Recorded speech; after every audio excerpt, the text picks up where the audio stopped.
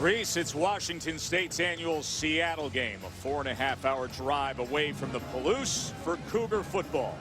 Their invited guests for their annual big city visit, the powerful Stanford Cardinal. 3-0, trying to stay the course towards the title. It's year number 2 for Mike Leach and his master plan to build Washington State back up. This is a major test for the Cougs, but they're confidently playing well and primed for number 5.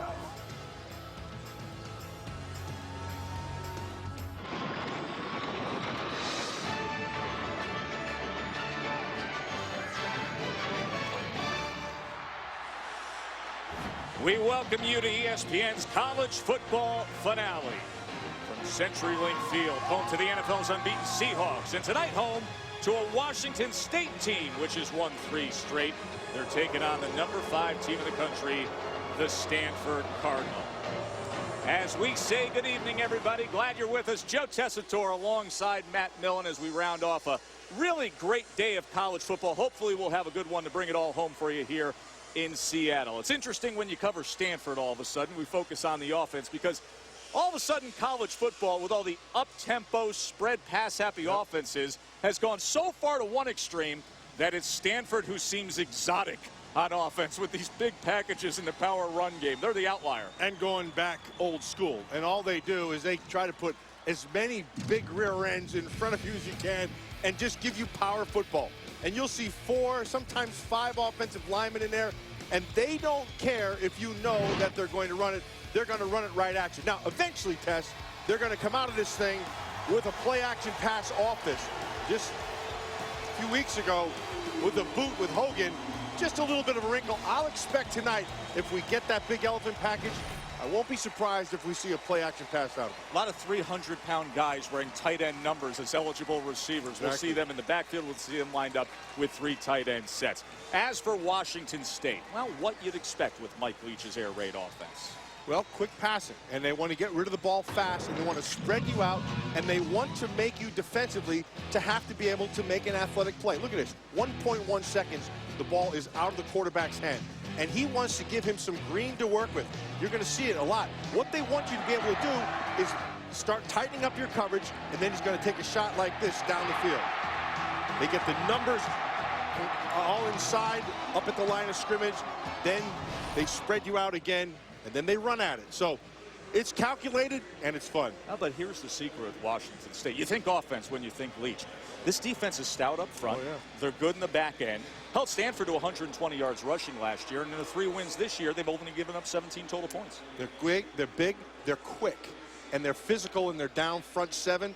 They're going to give this Stanford all the money. They're going to give them a run for their money here, Tess. Trust me. That's a Stanford team, though, the 2nd longest win streak in college football right now. 11 straight for the Cardinal. The Rose Bowl champs aiming for another special season. Kickoff when we return to Seattle.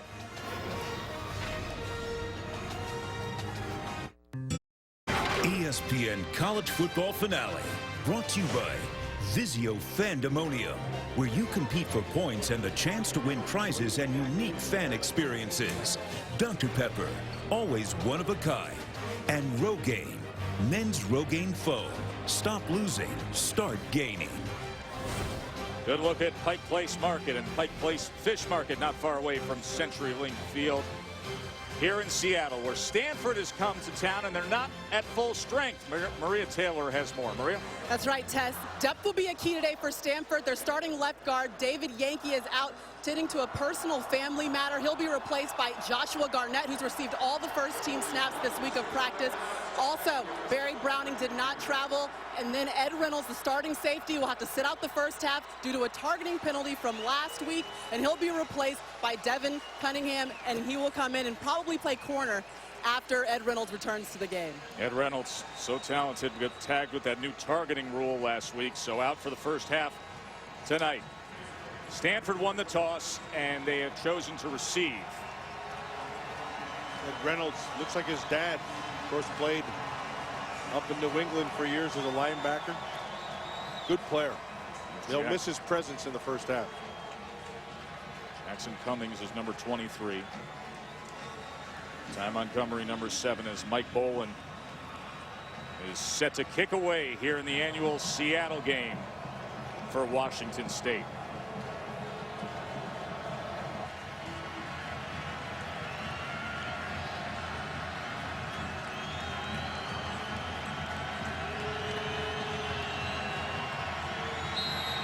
Cougars played them tough a year ago. Stanford won it 24-17. It was 10-10 at the half. We understand the officials right now, as you see coaching staff pointing up to the clock. They were trying to reset the clock here in the stadium as it reads triple zeros for now, and Bolin patiently waits as he goes and marks off his steps again. Tess, what a great day in college football, huh? Sure was. Saw what West Virginia was able to do in their upset of Oklahoma State. LSU and Georgia was an absolute thriller. And did the Alabama defense make a statement against Ole Miss? And Bo Wallace, who got a little quote happy with the press this week, Mr. Yeah, Miller. big mistake. Big mistake. And this is our finale to what was a fun and entertaining day as we are underway in Seattle. And this will be Montgomery. And Ty Montgomery fights his way out to the 28, where he's tackled by Marcus Mason. David Shaw's third year as Stanford's head coach, Pac-12 Coach of the Year the last 2 seasons. Shaw sends out Kevin Hogan, who is unbeaten, 8-0 as the starting quarterback, with that real nice notch on the belt, a Rose Bowl victory. That sounds good, doesn't it?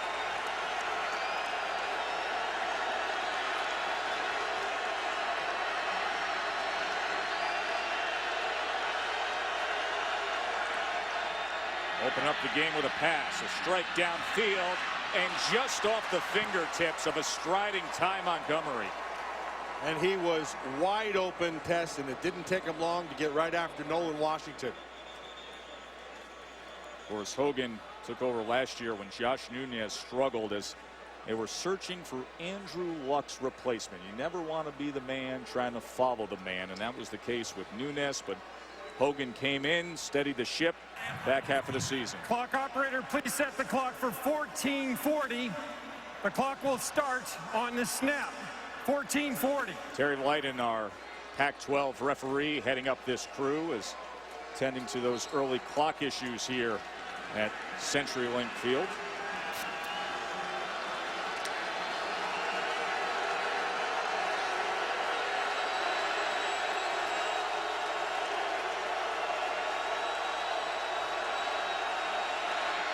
Going to run on 2nd and 10 with Gaffney. And Tyler Gaffney working his way out to the 34-yard line, where he's brought down by Ioane Nauta. Tyler Gaffney, a real interesting story as he returned to Stanford football after a stint with a minor league baseball team. You heard our Maria Taylor telling you about David Yankee being out, their All-American guard at the left side. Josh Garnett is taking his spot. He'll make a difference being out of there. 3rd and 3. Hogan passing out of the gun. They pick up the pressure. He's going to take a strike downfield again. And this time he's able to connect with Michael Rector. Inside the 20-yard line for the Cardinal. Well, this is DeMonte Horton. And he just gets to the inside. Horton tries to close on the thing, but 2 things have happened here early already. Rector is able to get deep down the field. That's a long developing throw. What that tells you is that offensive line gave him a lot of time to throw. Just the 2nd catch of the year for Rector, the sophomore. It goes for 48 yards. His first catch of the year went for a touchdown. Big play Mike there. That was pass play of the season for Stanford. Play action as the whistle comes in.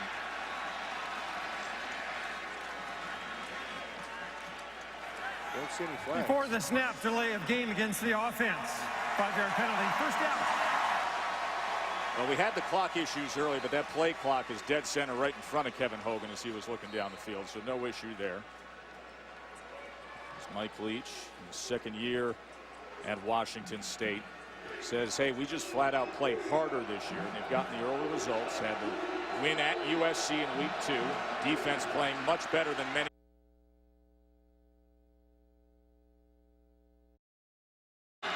to a 1st and 15. Gaffney. And Gaffney was first met by Daryl Monroe, and Taylor Taliulu also came in.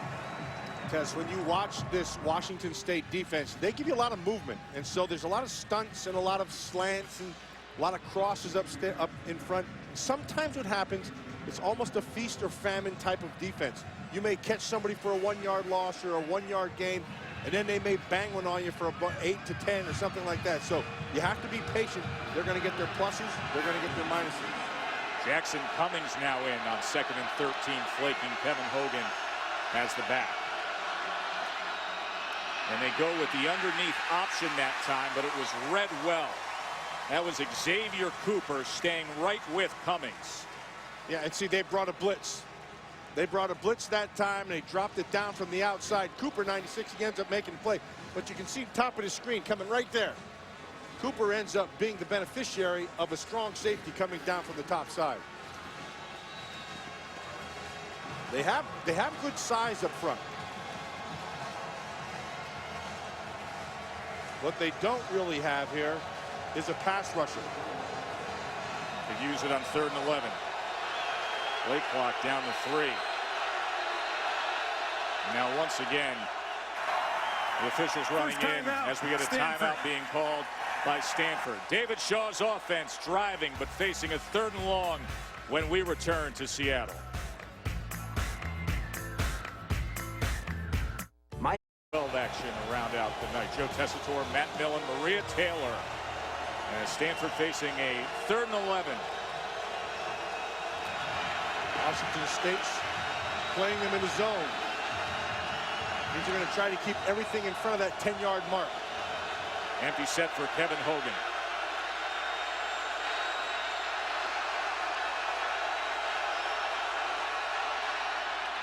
And Hogan on 3rd and 11. This gets to the 11-yard line as Deion Buchanan is able to chop him down. That one I don't see. They tried to spread everybody out, but he should have recognized that it wasn't man-to-man. They had everybody back inside. When you're not manned up, backs aren't going to be turned. That's not the right time to run that quarterback draw. Jordan Williamson is 3 for 3 inside 40 this year. This from 28.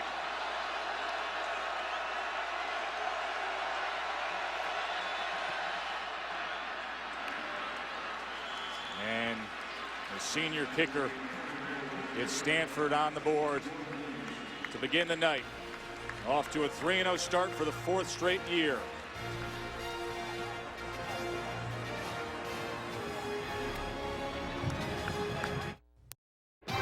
ESPN College Football Finale, brought to you by Buick. Visit your local Buick dealer to see why thousands of people are switching to Buick each month. And the Cree LED bulb, the biggest thing since the light bulb. That's the Seattle Aquarium, located on the waterfront in downtown Seattle. Seems a little educational as well. I love that stuff when it's fried up. There's some bait right there. Cute little one.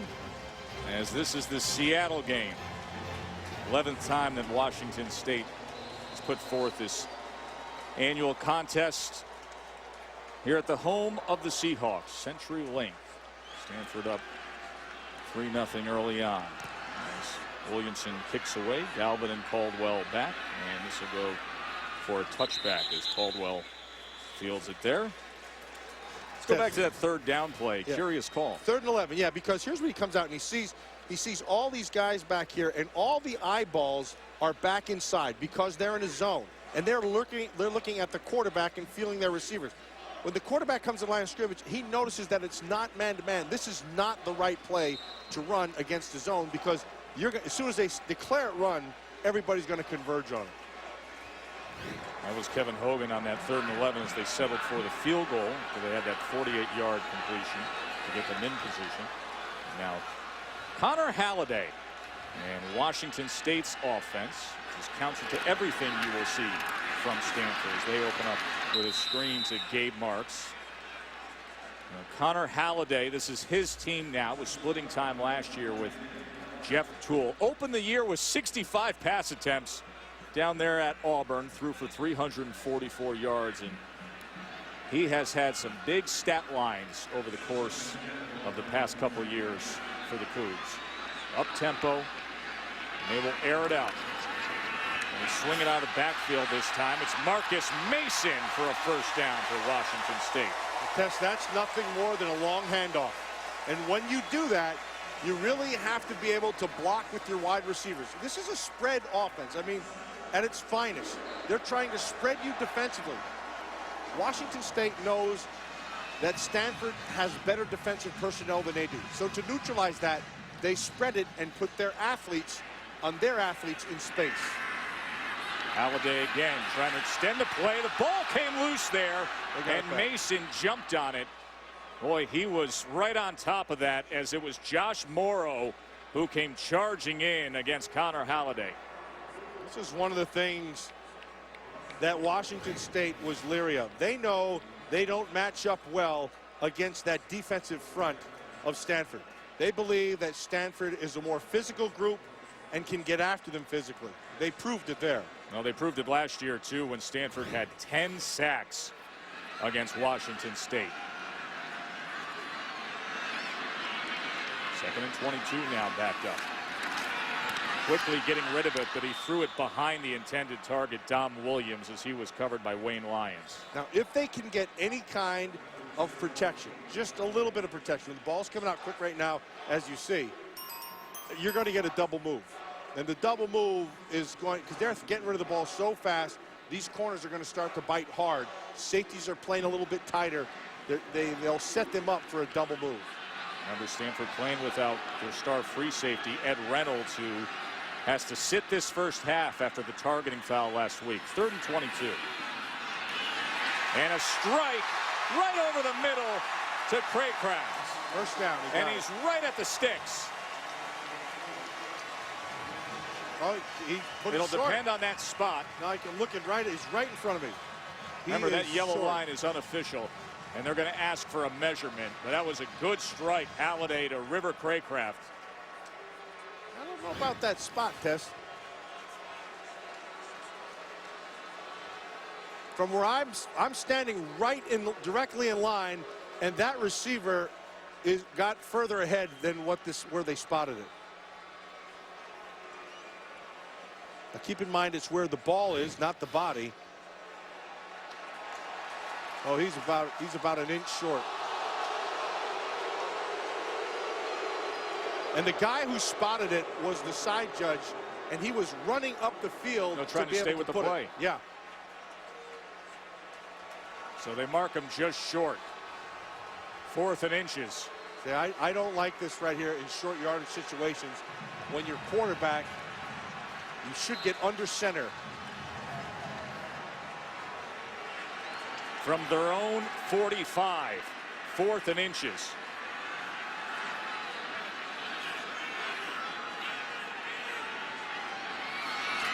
And they're going to pass out of it.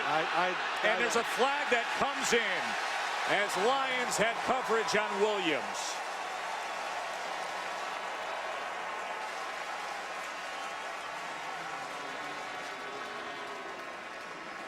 Pass interference. Number 2 of the defense. Ball will be placed at the spot of the foul. First down. 4th and inches out of the shotgun. Passing is Mike Leach, and they come up with the PI to advance it. Yeah, they get this thing. I don't like this at all. Lions, you can see, yeah, he has that left hand wrapped around him, but in short yardage situation, you gotta get up under center. You got an inch to make.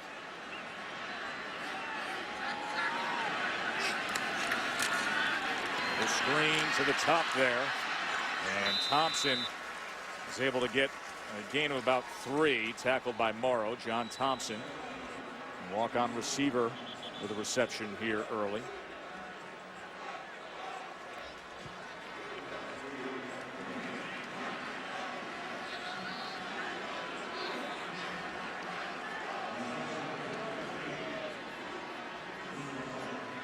Mason and Caldwell both in the backfield here in 2nd and 7.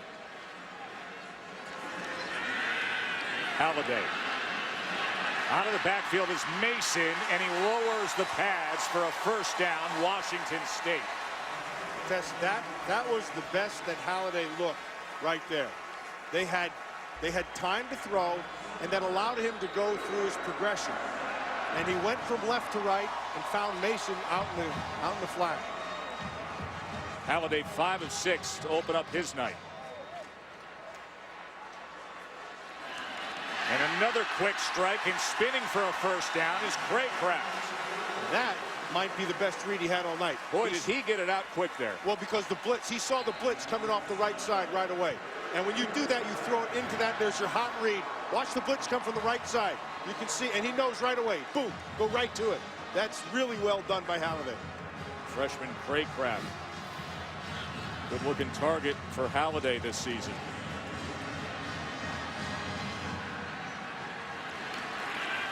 First down now. Once again out of the backfield is Mason.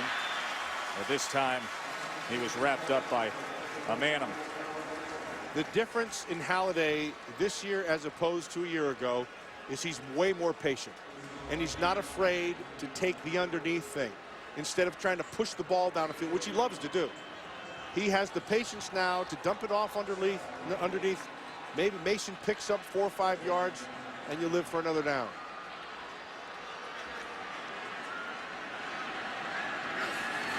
Second and 8. It's underneath, right in the middle of the field that time for Ricky Galvin. And it'll be 3rd and a long 2. That's smart. He's playing really smart. This is the quintessential Rick Leach offense. Take what the defense gives you. Sit down in the hole in the inside. You're not going to run the ball much all night. They know they physically don't match up with that. But when the numbers start to show, when they start backing off and trying to move people to the outside, that's when you might get a couple more runs. 6 straight completions for Connor Halladay. 3rd and 2 now. And that was thrown just a little too much to the inside for Christoph Williams. Now Halladay would want that one back. That was, he missed him. 4th down there. Remember, they went for it on 4th and inches from their own side of the field. Here facing a 4th and 2 with the ball at the 19-yard line. And remember who's not there in the middle of that Stanford defense. Ed Reynolds, their big, strong free safety. They're matched up tight, though. Safeties are back deep. And Washington State is going to use a timeout. Washington State. 4th and 2 on the for field. Washington State when we return to Seattle. Stay with us.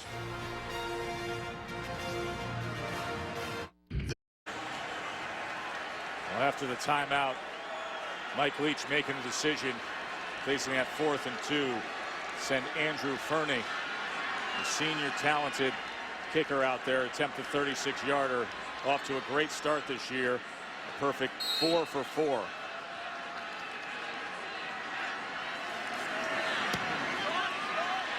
Great rotation right down the middle and true. As we've got a tie game here between Stanford and Washington State.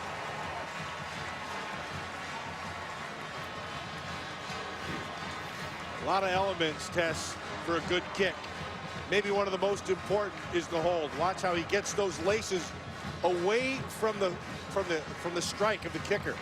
Laces out, says Austin Apodaca, the backup quarterback and the holder for Andrew Fernie, and it worked well.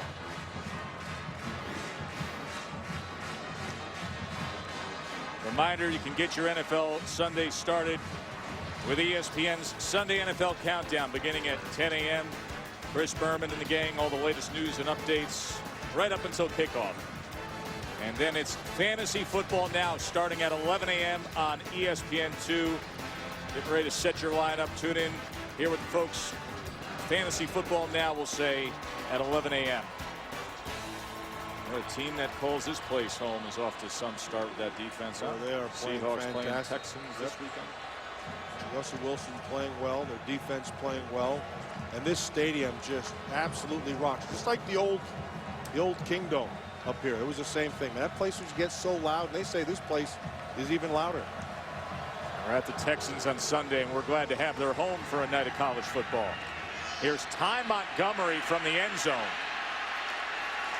And he was met hard At about the 20-yard line by Jeremiah Allison.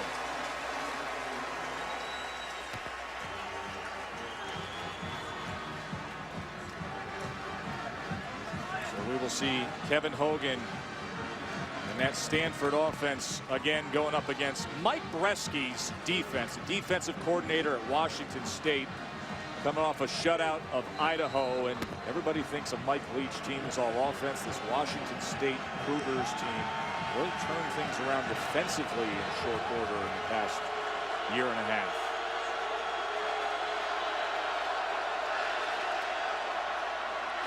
Here's Gaffney bottled up against that front of the Cougars. Check in with Reese Davis in the studio. Reese? Joe, I'll let you know what's going on ABC. Ohio State and Wisconsin is coming after a Joel Stave interception. Braxton Miller finding Corey Brown. Corey's second touchdown catch of the night. Miller's thrown 4 touchdowns. 31-14 Buckeyes. Big Xavier Cooper. That front 3 for the Cougars.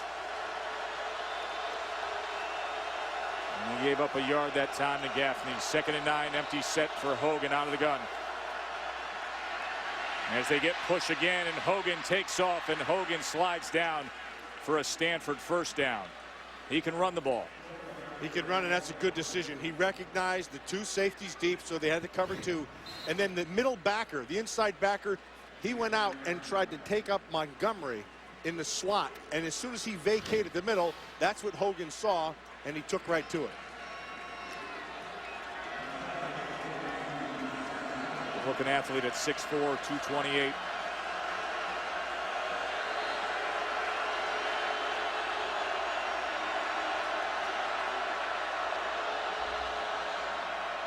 This is Montgomery looking to get that block out in front. Gets the edge, and a good effort by Montgomery as he just stepped out before he had all that green grass ahead of him. Lee Ward provided a block for Montgomery on the outside, and it only goes for 11. Could have gone for much more. A little bit of a hold right there, and right there is where he got the push, and Montgomery with his right foot stepped out of bounds. Montgomery is a guy who does have some speed, and they need to use, they really need to take advantage of that speed. They're not a real fast team. He's got speed, muscular receiver, fully healthy this year, dealt with a lot of nagging injuries in the past. So another first down for the Cardinals. Pick up the blitz this time. Hogan now tried to extend the play, went a little too far with it, as once again it was Xavier Cooper.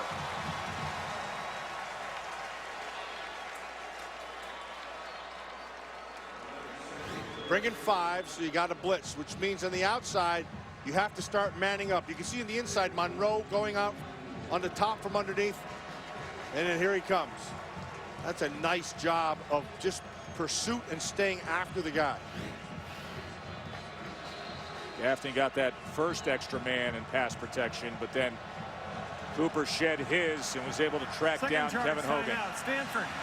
And Stanford's going to use their second timeout already. 3:43 to go. Tie game between these two.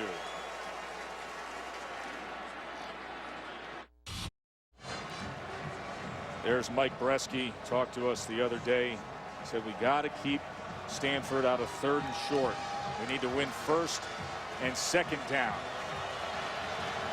Well, they won 1st down moments ago.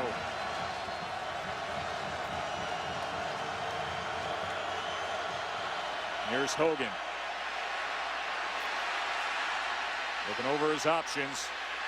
And once again, taking a lot of time, and eventually the defense corralling him. That time, Uwani Nauta.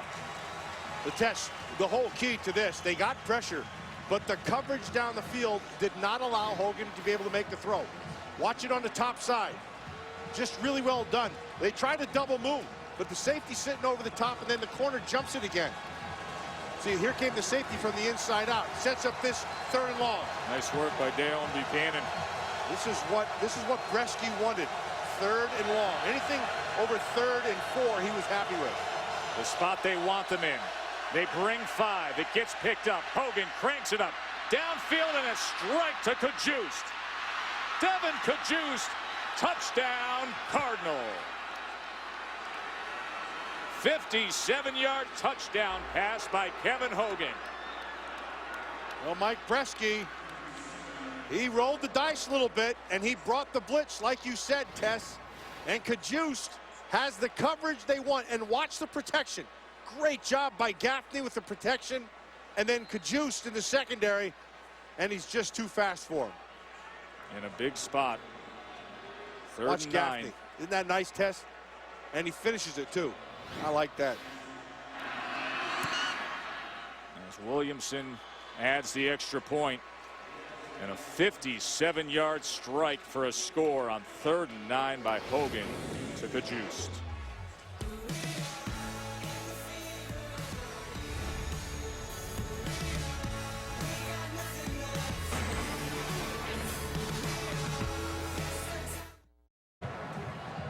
Devin Cajuste came in averaging 21.5 yards per catch. He just went for 57. And Matt, he's 6'4", 228, but he considers himself a pure wide receiver. And you see, even that big body, he can stride. That guy can fly down the field. Runs pretty well. He's like a small tight end, really, is what he is. Keep in mind, Stanford's had great success with tight ends, although Cajuste is not that. DeAndre Caldwell boldly coming out from his own end zone, and he was lit up at about the 16-yard line by Joe Hemscott. Hemscott with a little rude. Watch this. That's a great hit.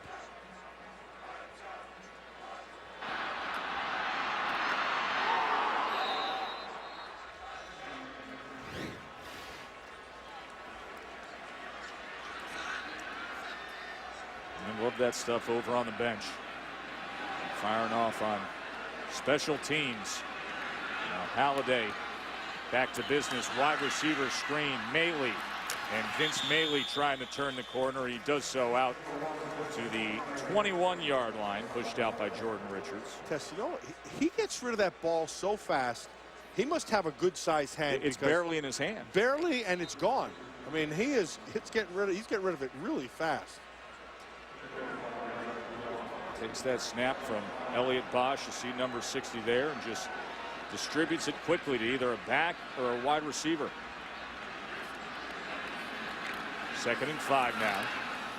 And that time they try to run on the inside, and only going for about a yard that time was Mason, brought down by Shane Skov. Oh, Shane Skov, it looks to me like he's getting back to where he was before he originally hurt his knee. He's got his weight down. He's around 242, he says. He's moving a little bit better. He's feeling better. I think that's as good a player as you're going to find in college football. You got a flag down. There's a late flag. There's a flag down here thrown right at the 21.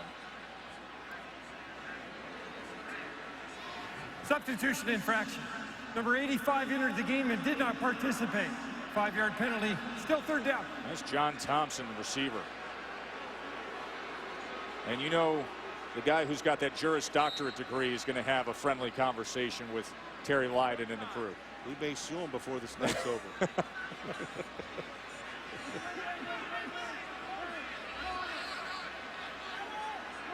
Third and 9.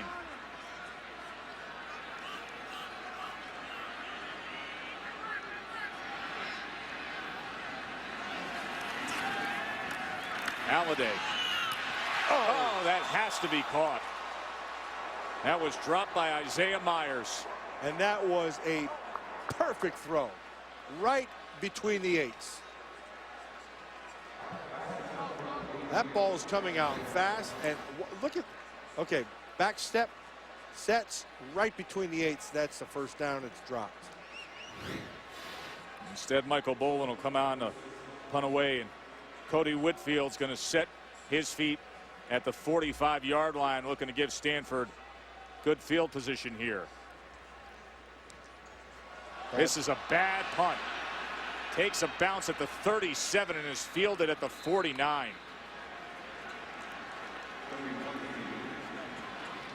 Ended up bouncing for 32. That's the most that he could make out of that. They have 8 races to go as NASCAR's best continue to drive for the championship. The NASCAR Sprint Cup Series at Dover Sunday at 1 on ESPN. Matt Kenseth is 2 for 2 in the chase for the Sprint Cup. Here's a guy that was on target as well last time out, Kevin Hogan. And that 57-yard touchdown pass to Devin Cajuste.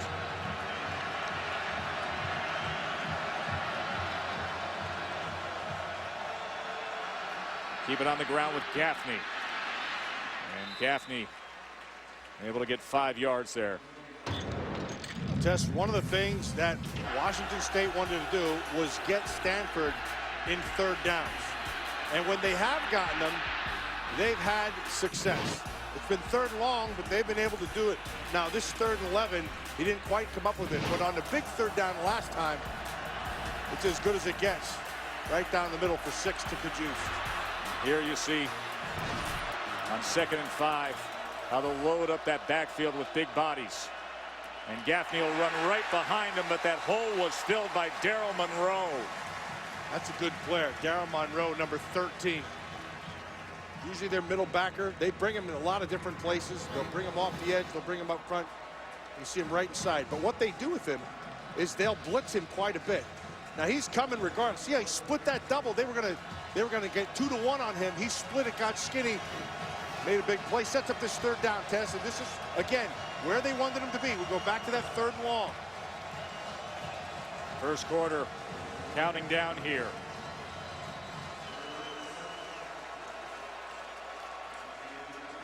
Loud crowd for the Seattle game. Place known for loud crowds. Stanford with a 10-3 lead. This is the at end the of the end first of 1. quarter. Time.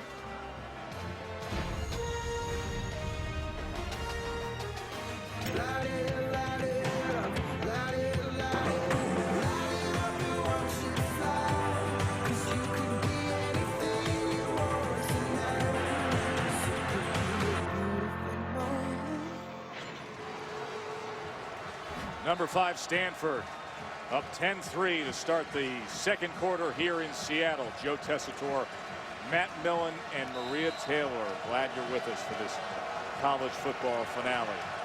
3rd and 6 for the Cardinal.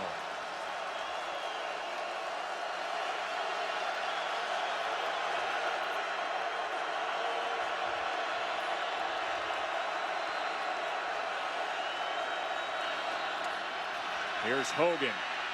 Going to try to run for it. And he's got it and more as he slides down at the 33. Smartly played by Hogan. Again, he sees the coverage, and they're running with a man. They came a little bit of pressure. See, they bring the pressure from the top side because it's zone blitz. They drop the middle out, and he recognizes it on the top, takes advantage of the green. 29 rushing yards already tonight for Hogan. Play action. See if he takes a strike, and he will. And he's got him again. Devin Cajuste, 2nd touchdown reception. This one, 33 yards. Cajuste just ran right past Nolan Washington, number 2, wasn't even close. But this whole thing is set up for one reason and one reason only. Great protection. They came with a blitz. Look at that outside move. Washington never had a shot. Great protection, though, up front. That offensive line did a good job.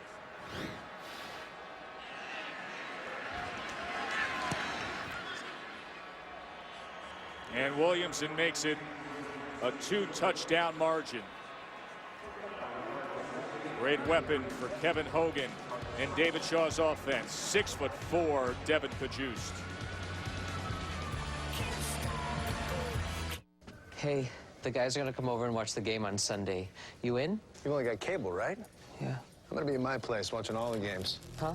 I got DirecTV with NFL Sunday ticket. How much that cost you? Nothing, it was included.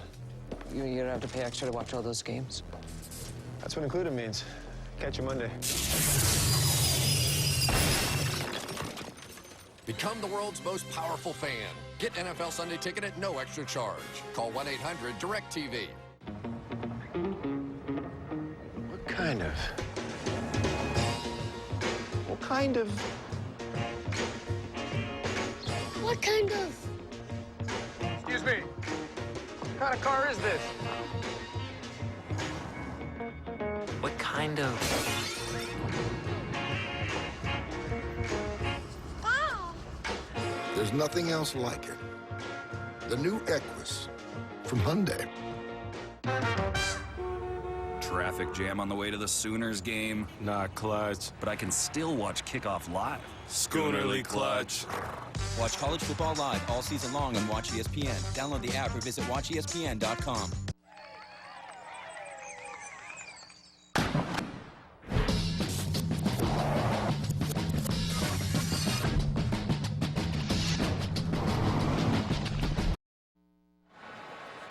Yeah, let's go back to the touchdown. If you're going to be a running back, you have to be able to protect. And they did a great job. You saw Tyler Gaffney, 25, and Ryan Hewitt lined up in the fullback spot.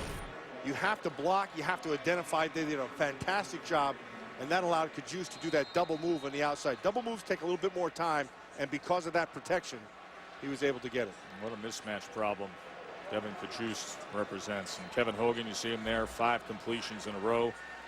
The last 2 for touchdowns to his big junior receiver. Ricky Galvin now on the return. Galvin out to the 24 as a flag comes down. We'll check in with Reese.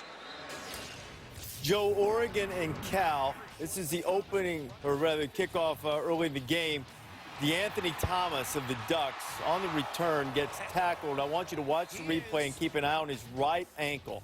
Now, we don't have an update on what the injury is, but DeAnthony hobbled off. Certainly didn't look good. It was the opening kickoff, by the way. It's 6-0 Oregon now. That's a tough one for the Ducks. Obviously, they've been one of the most exciting players in college football the past few seasons. The penalty was marked off here against Washington State. As that'll back them up to the 14-yard line, trailing Stanford by 14 here in Seattle.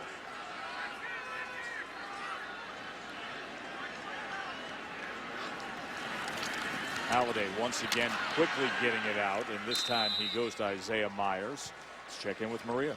Before Connor Halliday took to the field, he stopped and talked to Gabe Marks about a specific play. He said, I'm going to get it to you, man, but you have to wait. So a lot of talk about timing here on the sidelines between Halliday and some of his receivers. Halliday right now 10 of 13 for 72 yards. Marks was the freshman standout from a year ago, their leading receiver. See him there looking on here on 2nd and 4. Pressure up the middle, and there's a good strike downfield for a first down that time as he connects with Christoph Williams. Christoph Williams just running that in-cut pattern. You're going to watch it. He's still getting rid of the ball fast, Tess. I'll tell you, Connor Halliday's throwing the ball really well here tonight. Those windows are small on those in-breaking routes. And Halliday's been right on top of it. Second year in Mike Leach's system. You can see how much more comfortable he is. Mason and Caldwell in the backfield with him here on first down. And he will go with Caldwell. And Caldwell gets about 3 yards that time. Shane he was Skov. tackled by Shane Skov. Yeah, right on 11. top of it again. Every time, Tess, that every time that they've had a chance to be able to run the ball, Skov's been right in the middle of it. He reads the ball. He reads things extremely well. Has very good instincts in the run game. You mentioned earlier, trying to work his way fully back to speed after that gruesome injury back in 2011. This is Marks, who Maria just commented on, the relationship that Halliday has with him. So he gets it to the 45-yard line. It'll be 3rd and 4 from there.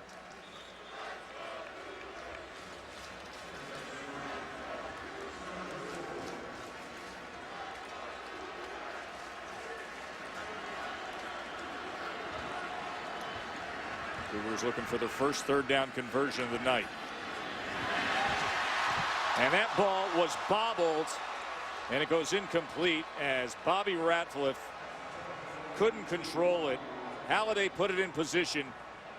Ratliff couldn't get his hands fully wrapped around it. That's just the second time now that Halliday has been dead on. There's no excuse for a drop ball. It's a 2nd, 3rd down. It's a 2nd drop ball. Halliday's right on the money. They're going to go for it here on 4th down. They saw this earlier on their own side of the field. Took a lot of time, too, Tess. They took a lot of time. Remember, they had a 4th and inches that they converted on a pass interference from their own side. And here, it's a 4th and 4 from their own 45. And they come up with it. That was Dom Williams battling against Wayne Lyons. Now, interestingly, both these teams want to go after number 2s on the defense. Wayne Lyons on the top side, you can see him. He's just working at it. That's a nice job by Williams with body position and really attacking the ball. So a 1st down into Stanford's side of the field for Washington State. And that was just mistimed on the slant that time as he overthrew Craycraft, who ran it a little shallower than he probably thought. Needs to get his head around, Tess. Yep.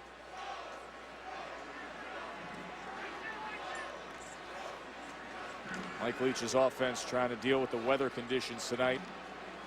It's been a steady breeze, and we had hard rain earlier. That has calmed down just a bit here. 2nd and 10. Halliday is out of the backfield as Mason met right away by Shane Skov. There you can see the old Shane Skov. That's coming from the inside out, and that you have to have good angles with good speed, and he showed all of them right there. Reminder that SportsCenter is starting right now over on ESPN News. They got the top story of LSU, Georgia. That was an SEC instant classic today. So if you want a dose of SportsCenter, you can go to ESPN News. 3rd down and 12.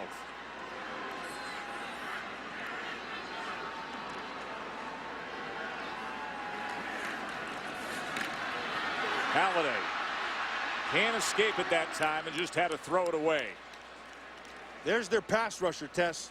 That's the one guy that they have is James Vaughters, number 9.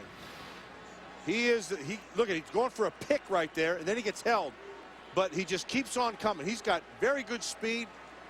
As soon as I saw him at practice the other day, I thought, now that guy, he's got some juice to it. Mike Boland comes back out. And Whitfield sets up at the 10. That's where he makes the fair catch.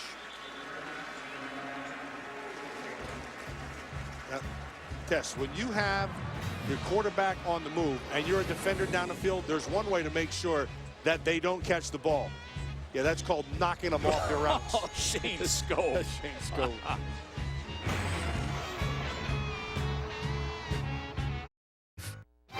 ESPN College Football Finale, brought to you by Hyundai, new thinking, new possibilities, and MetLife. MetLife, I can do this. Little oyster shucking at Westward. Let me tell you something. Now, you know I'm a Blue Point, Connecticut guy when it comes to my oysters, oh, yeah. But these briny ones up here in the Pacific Northwest, they know how to do seafood pretty well. Look at that scene.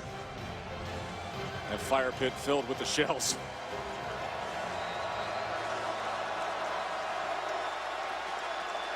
Now Stanford takes over at the 11-yard line here.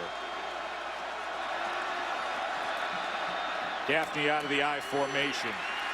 He can't find any room at all. Let's check in with Reese.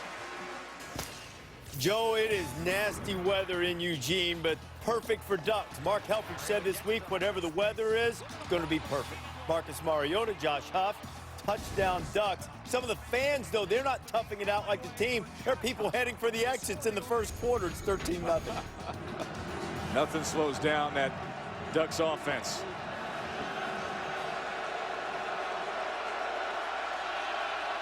Of course, Stanford fans would say otherwise. As Kajus the target this time again, as he gets it out to the 20, just about a yard short of that first down line. That was Daquan Brown. Yeah, there's a guy, Tess, just a freshman, 18 years old, who I really like the way he plays. Now, they've taken out Nolan Washington. They put Daquan Brown in. That kid's got some quicks and some good instincts on the outside. I like his future. He started against USC, and he was part of the effort that helped hold Marquise Lee to just 7 catches for 27 yards in that win against the Trojans. The play clock is counting down here on 3rd and 1. And they're going to have to use a timeout. David Shaw's last timeout comes with 10:01 before the half. Timeout, Stanford.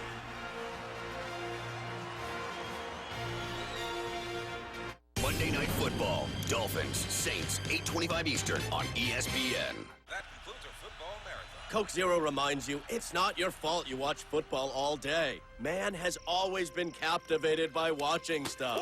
And as civilization progressed, man was able to watch even more riveting stuff.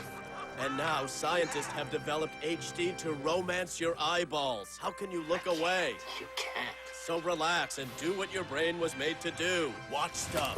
Because with real Coke taste and zero compromise, Coke Zero lets you enjoy everything.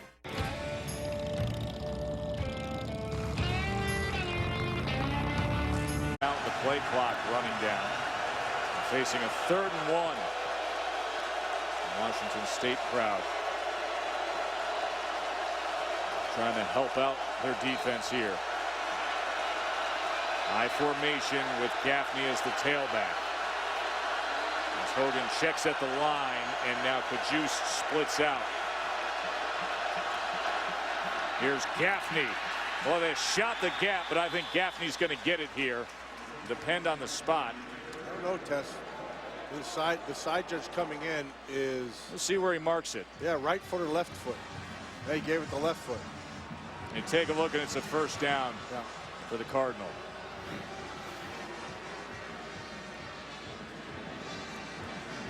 So Cohen coming in right there. Getting the legs of Gaffney. Gaffney motors, Matt. Gaffney's a tough kid. He sure is. Runs with strength, runs behind his pads. Somebody recently asked him to describe his running style. He simply looked at them and said, I like contact. Sums it up. 1st down throw is incomplete by Hogan. Check in with Reese again. Joe, Pac-12 also playing on ESPN2. USC on the road against Arizona State, down 7-0. Not anymore. Double deuce. Justin Davis making his way into the end zone. The Trojans have tied it up, getting deep in the 1st quarter in that game again over on ESPN2. Of course, Washington State had that 10-7 win against USC back on September 7th when USC was ranked number 25.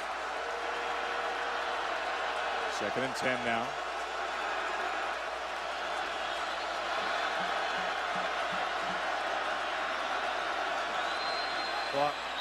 Flag once again.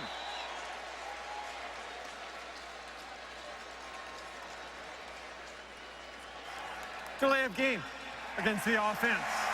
5-yard penalty, 2nd down.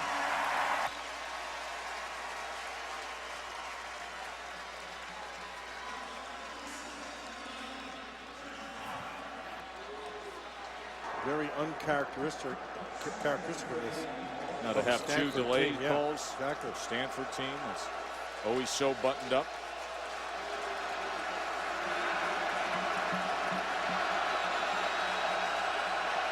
Makes for a 2nd and 15.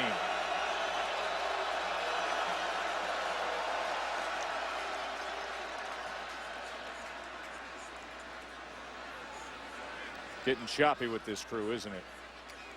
Well, Cajuste was having his way on the outside. Please reset the game clock to 9 minutes 35 seconds. The clock will start on the snap. 9:35.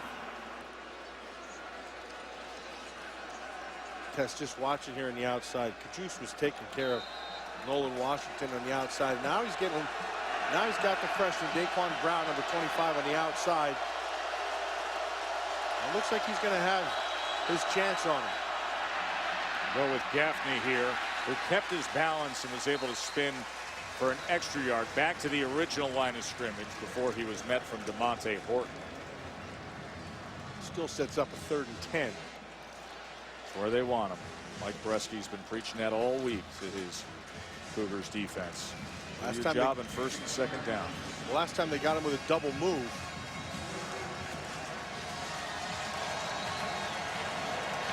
The juice is going to be to the top of the screen. Got Horton on the top side. And now Montgomery out there as well. Give you a lot of looks, a lot of shifts. Montgomery and Cajuste, top of your screen. Play clock down to 2. Here's Hogan on 3rd and 10. And this is complete, and it's right at the line to make with Ty Montgomery. Nicely done by Montgomery, knowing exactly where the sticks are and securing the ball. First down for Stanford.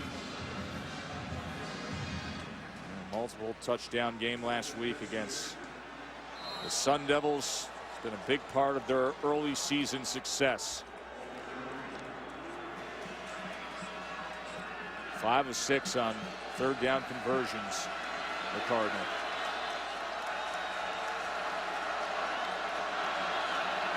Play action. Freezes him, takes a shot downfield, but he overthrew Rector. Hit him earlier for a 48-yarder, but this time couldn't connect with Michael Rector. He was covered by Buchanan. Tess, he went the wrong side. Rector had the whole field to the right of him. He threw it back to the other side. Had he been able to make the right throw, he might still be running.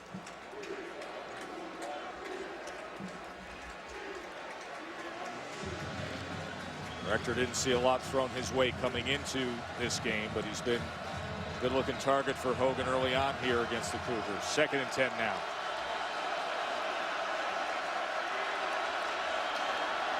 Gaffney cuts back against the grain. It was a good choice as he powers his way for a gain of 9 yards. I have a feeling Tyler Gaffney is one of those guys who gets better as the day goes on. He looks like a powerful kid. It looks like he said, I like contact. He runs that way. He's got good vision, but he runs through tackles. That's the part that I like him. The best part of him, Tess, is in pass protection. He sticks his face right down the middle of a guy. Told you, spent the past year in the minor leagues playing in the Pittsburgh Pirates organization. Here's that tight loaded offensive backfield on 3rd and 1. That's an elephant package up front. And they stacked it. They got offensive linemen wearing tight end jerseys, and yet that front of Washington State, led by Cooper and Palacio and the rest of them, got right in the mix. Yeah, they went pachyderm versus pachyderm on that one. Sure did. That's a good job up front. Watch, low man wins, and that's exactly what happened. A really nice job. Dylan Bunnell in there at 280 pounds in the backfield, and it is 4th and 1. This time, Stanford went and got bigger elephants to come in.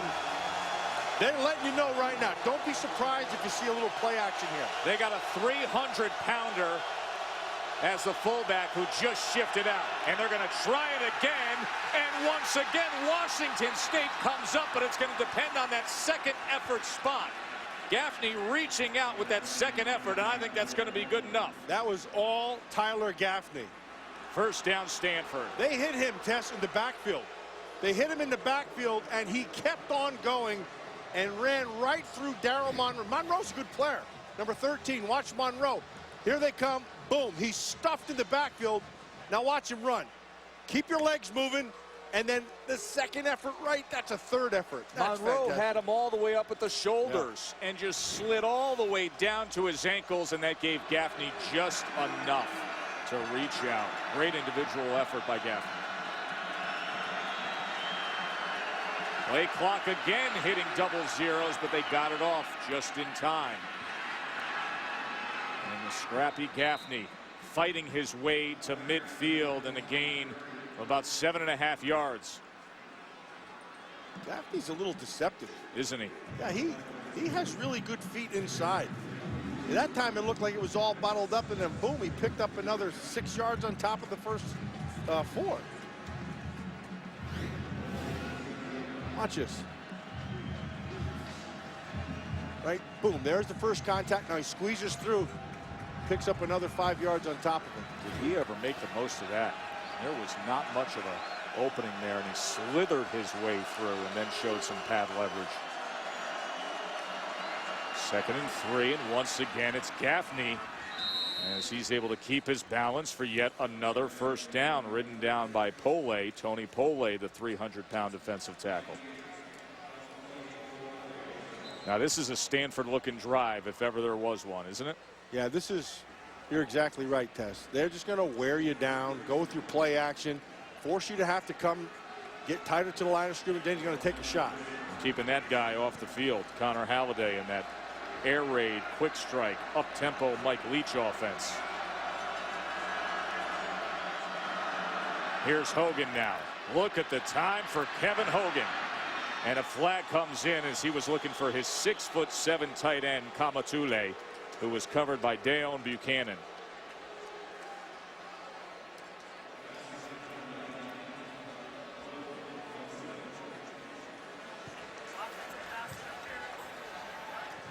Pass interference. Number 99 of the offense. 15-yard penalty. First down will be repeated. Kamatule's a big man. 6'7", 267 is Luke Kamatule. Well, Deone Buchanan is no slouch.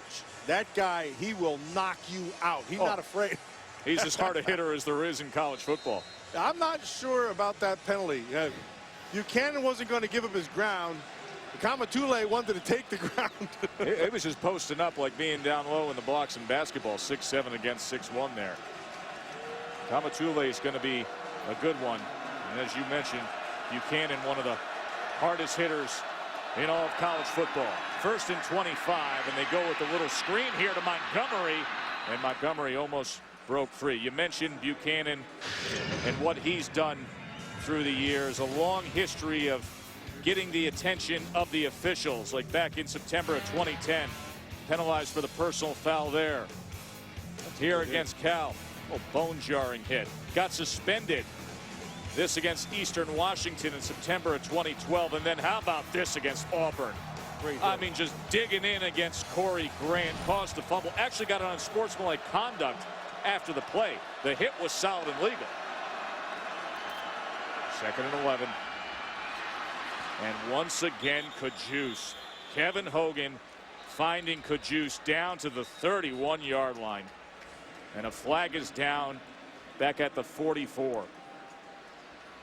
So we will check on the penalty flag here. Personal foul. Hands to the face. Number 95 of the defense. This penalty is declined. Result of the play, first down.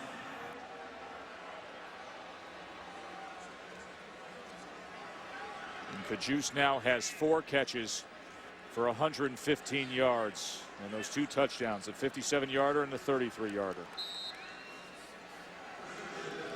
They haven't had the answer to Cajuste here tonight. It's not like he's running away from him. He runs well for a big kid. I mean, he's 230 pounds, 227 or whatever you said.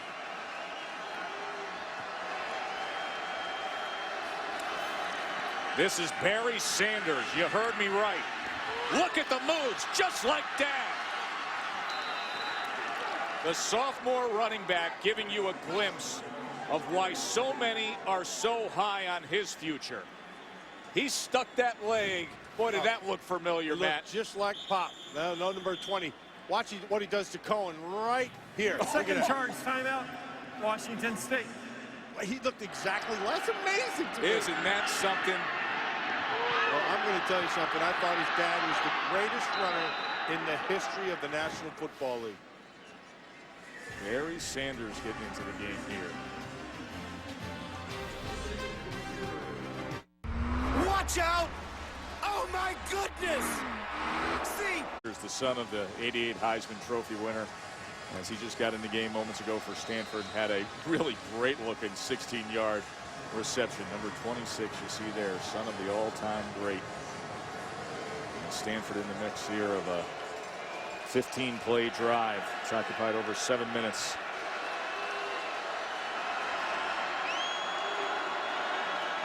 First down at the 16. Anthony Wilkerson now, and Wilkerson was met at the line of scrimmage by Buchanan. Let's go back and show you the reaction that Sanders got when he came in. It was like a receiving line at a wedding over here. Well, Tess, here's the thing. You know, we were up here getting excited. The sideline saw the exact same thing. And not only that, at practice, he'll make these moves, and the guys from the sidelines will get up and they'll start oohing and ahhing because they see the same things that we see. They're excited for this kid. They think he's got a massive future. Big recruit who decided to come out west from Oklahoma City, where he was a high school star. 2nd and 9 now. Here's Hogan, pumps once, corner of the end zone, and that ball is intercepted by Buchanan. He was looking for Kajus, and Buchanan was on the other end of it. And boy, oh boy, did the Cougars need that. That's more than you know, because Kajus just beat Horton badly on a double move. They pumped, he went top. Horton bit hard, man. Watch down here. He bites like a big dog. Look at his bite. Whoa, he was seeing glory in the headlines, but Buchanan came back and made the play because Kajus, this is 6. Well, he had to wait on that ball underthrown to the inside, and Buchanan stepped in front. Hogan didn't put it to that outside shoulder, and it was costly. 12th career interception for Deone Buchanan. Already his 3rd here of this season, as there was motion there. False start. Number 76 of the offense. 5-yard penalty. Still first down. Clock operator set the clock to 3 minutes, 4 seconds. Monday Night Football on ESPN. We got Miami at New Orleans, 8:25 Eastern. Also live on Watch ESPN. You broke this game down the other day. Took a trip down to NFL Films. What'd you come up with? NFL Films showed me that the Miami Dolphin offensive line has not been playing well. Tannehill's been playing very well, but the Rob Ryan defense, they are really playing well. And a quick ball getting it out there, gets a flag as he was looking for Dom Williams, and Wayne Lyons had coverage. Wayne Lyons is a guy that opposing teams will try to pick on. Yeah, and they have been. And this, you know, pass interference, number 2 of the defense. The ball is placed at the spot of the foul. Automatic first down. They had a nice game last week in terms of coming up against the run against Arizona State, 9 tackles, but he tends to be the guys that other teams will test most in the passing game. Kevin Hogan threw the interception moments ago, and now 3 minutes before the half is Washington State. So looking to do something here offensively. And then is Leon Brooks tracked down by A.J. Tarpley. That's a great play by Tarpley. Tarpley had a man-to-man, and you could see Brooks went in motion fast, and Tarpley knew it. So he got on his horse. Watch him. He sees it. He knows he's got to get there fast. Watch the angle from inside out. That's really well done. You take away the cutback, and you give him one way to go. Well done, Tarp. Running right down the line, and he's the guy with Trent Murphy and Shane Skov and Vaughters, who you talked about as a pass rusher, that most people think doesn't get talked about enough. 2nd and 11. Here's Holiday, and wide open is Williams. And the Cougars are in business here with 2:17 to go in the half.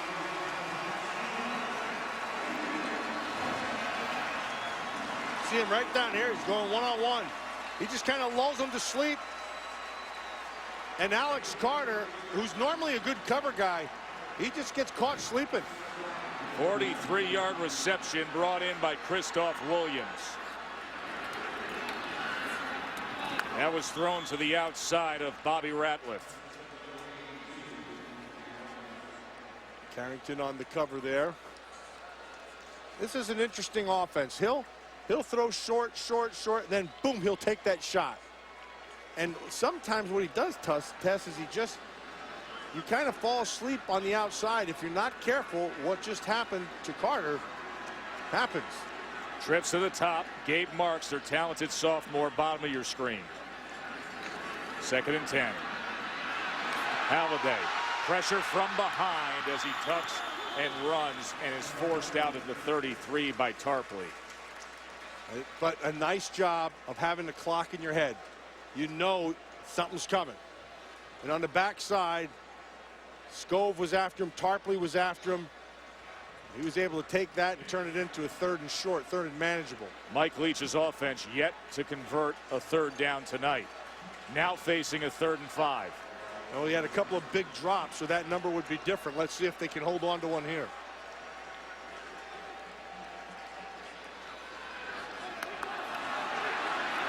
No flags.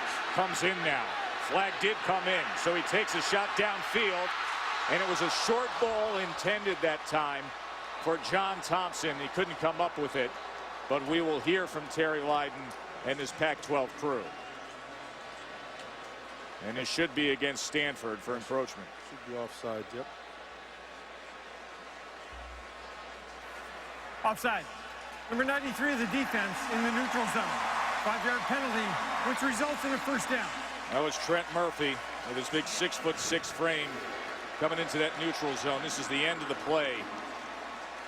As you saw Thompson getting his neck bent back there.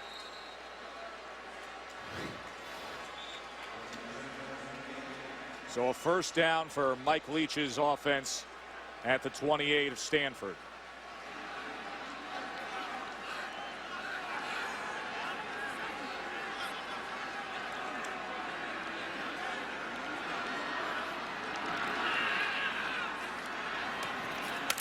He's looking for Mason out of the backfield. And he's pushed out by Murphy right at the line of scrimmage. Minute 41 remaining. Washington State with 1 timeout remaining. There's the guy that set up this offensive series, Buchanan, who had the interception as Stanford had put together a long drive and Kajus was open in the end zone and Hogan underthrew it to the inside and Buchanan got the pick.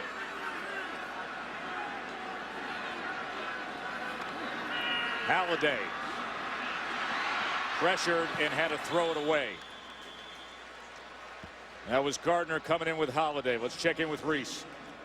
Joe, just a little bit away from the BMW halftime report. Oregon is laying the wood to Cal. Anthony Thomas, as we showed you earlier, was hurt on the opening kickoff. LSU and Georgia had a great battle that the Bulldogs pulled out at home. And the Buckeyes and Badgers now less than a half minute away from going final. Wisconsin with a 4th and 3 trying to keep it alive. An interesting crowd gathered around Reese with everybody checking out all the action here on what's been a wildly entertaining Saturday of college football. 3rd and 10. Halliday to the end zone, but was thrown well to the outside of Dom Williams, who was covered by Wayne Lyons.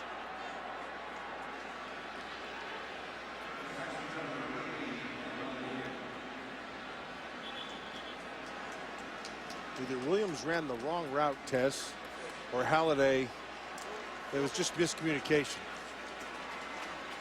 Well, Andrew Fernie will come out here to attempt the field goal, and he is outstanding with his big leg as they will place that ball at the 35, making it a 45-yard attempt.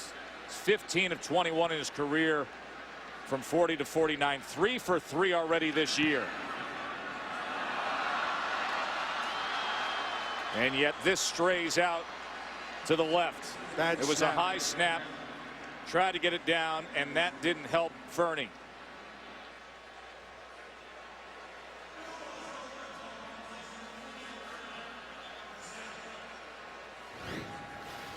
We talked earlier about the components of a field goal or an extra point.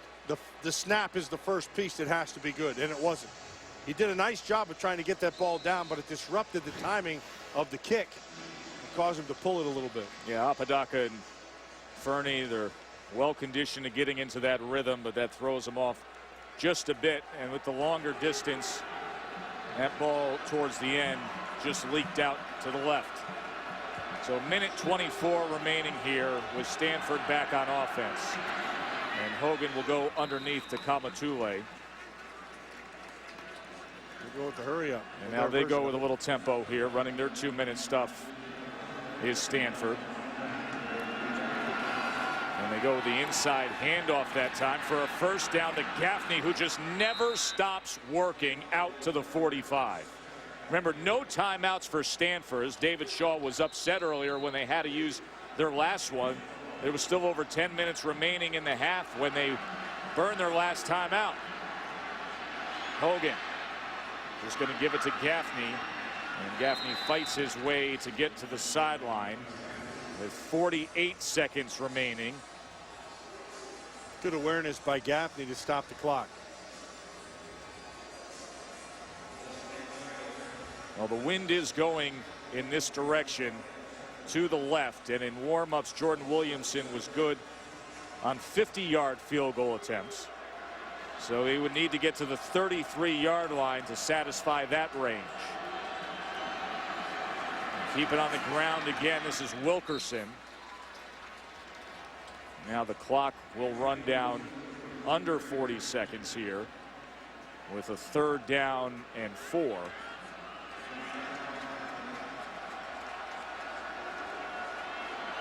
Here's Hogan on 3rd down. And that ball was incomplete as he was looking for his favorite target tonight, Devin Cajuste. As Cohen came in hard there defensively. He's not getting up.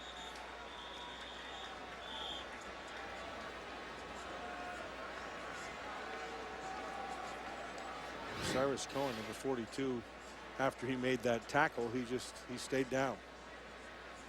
Now the medical staff tending to him, and he's able to walk off. Looks like a stinger. I shouldn't speculate, but it had that look. After being in the game for so many years, you kind of get a feel for it. And I'm sure you had the feel of it many times. He's checking the shoulder.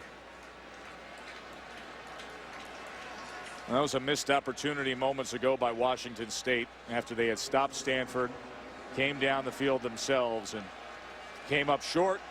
Field goal attempt went off to the left, and Ben Ryan now into punt for Stanford.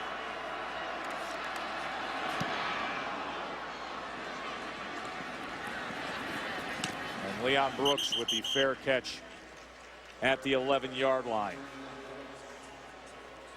Stanford offense has a great sense of who they are, and that is power run game, and then when you get the chance, you go downfield to players like Cajuste. Yeah, and they know who they're picking on. They know exactly where they want to go with the football. And then on the flip side, when you had big 3rd downs that you were able to convert, they dropped passes for Washington State. So, you know, they've hurt themselves in some instances, and then in the other instances, Stanford just does what they do well. 311 total yards in this first half to Washington State's 139. As the Cougars, and there's typically a move just content to run out the clock, get a good gainer with Marcus Mason. And Halliday will quickly line them up one more time. And get this complete with zeros on the clock to Ricky Galvin. That'll end our first half. Number 5 team in the country came out steady and consistent. Just hooked up with those 2 first-half touchdowns. 6'4" target for Kevin Hogan. Such a matchup problem. Let's get down to the field to Maria Taylor. Coach, you were forced to attempt the field goal after the interception. What did you see from your offense in that drive? I thought we did a good job moving it downfield. We just didn't move. We didn't finish the drive, and we squandered an opportunity to complete the thing. Didn't run a great route on the outside and had other options. Should have thrown them. Well, only 1 conversion on 3rd down. What's the key to making those plays in the second half? Let's play better. Thanks, Coach. Yeah. Classic Coach Leach. Just play better. Reese Davis, Lou Holtz, and Mark May back in the studio for the BMW halftime report. You know, ESPN's college football finale up here in Seattle. They like to say the Seattle game for Washington State. They do this once a year. Not working out so well here at CenturyLink Field with a Stanford defense that's been doing their job. You see the Cougars 0 for 6 on 3rd downs, held to 165 yards. Our first half stats are brought to you by Lanes End. Well, if you take a good look at those stats, the one thing you notice is they haven't been able to run the ball or really throw the ball. Shane Skov, number 11, was all over the field in the first half. And then when they went to throw the ball, John Morrow, number 90, forces the fumble. And then, not to be outdone, old Tarpley from the inside out. He runs him down too. This has been characteristic, and those are good examples of what this first half has been for the Stanford defense. They've really shut down this Washington State offense. Washington State will get the ball here to start the second half as the rain comes down here in Seattle. DeAndre Caldwell now on the return for the Cougars, and he is tripped up at about the 16-yard line. It wasn't one of these games, you look at the score, you say that's still 2-possession margin. where Washington State didn't take advantage of opportunities. Stanford just imposed their will. Yeah, they did. And then on top of that, they hurt themselves. Remember, there was some third down conversions where they had them, they dropped the ball. They can't afford to do that. The margin for error here against the Stanford defense is tiny, Tess. So Connor Holiday and the Washington State offense see if they can get something going here to open up this second half. Quick strike is complete to Gabe Marks. Let's check in with Maria Taylor. Well, if you expected to see a lot out of the run game for Stanford, David Shaw says he expected to see even more blitzing from Washington State. So they came into this game with a game plan to go downfield a lot. Now they like their matchups. They're going to continue to look to Cajuste and so forth. But he's also excited, guys, to get Ed Reynolds back. He said they need him badly in the secondary here in the second half. Number 29, who had to sit out that first half, as the Cougars pick up the first down with a pass to Caldwell. But Ed Reynolds, an outstanding veteran leader of that defensive backfield, got nabbed with a targeting call last week. So he was out for the first half as part of the new penalty in college football for targeting. And now he gets to return here to play this second half against Washington State.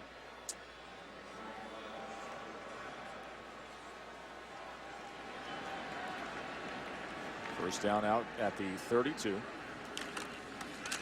Wide receiver screen this time for Williams. As Williams gets out to the 38. Let's show you what happened with Ed Reynolds last week against Arizona State in the fourth quarter as he came in against Taylor Kelly. Well, he knew it as soon as he did it. And it's just targeting. It's kind of a classic target. I don't think David Shaw was arguing. He said, get him out of here. He was ejected there, and then that stretches into the next half of the next game. 2nd and 4, and coming up with a hit that time was Alex Carter on Leon Brooks. So it'll be 3rd and short for the Cougs. I'm waiting to see something more out of this Washington State offense. And I understand that they're having a tough time protect most of the time against the Stanford defense, but they have not done well at all. You can see 0 for 6 on third down conversions. They should be at least 2 for 6. Here's 3rd and 3. Halliday was trying to find Williams in stride, but he was bracketed by Richard and Lyons. Jordan Richards, the safety number 8, did a really good job of reading that right away and getting over the top. Now it's 4th down. It looks like they're gonna try it here.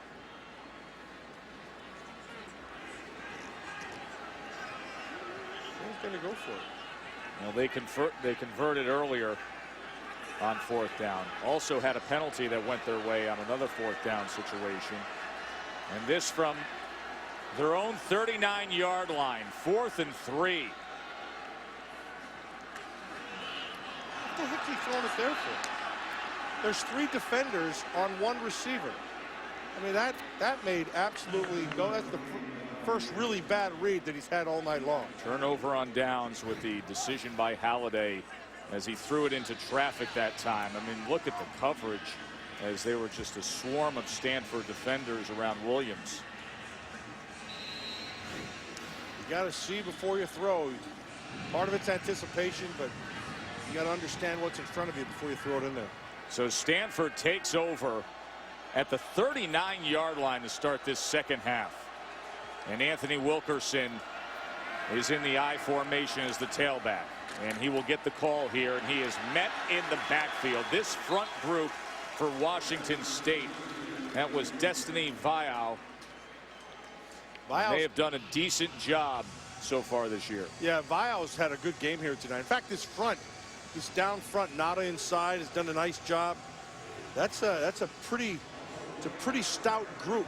Yeah, problem's been in the defensive backfield with the matchup against the 6'4" Cajuste.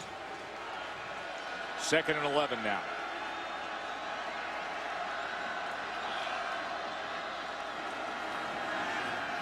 Here's Montgomery.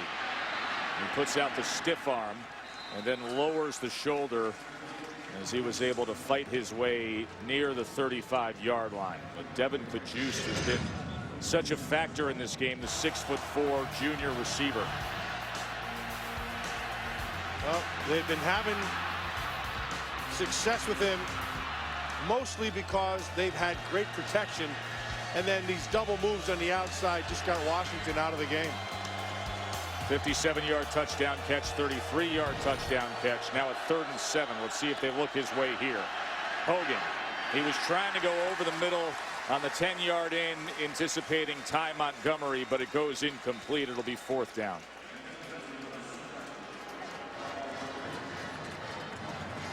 That's a case right there where Coach Leach put a lot on his defense, and they came through with it.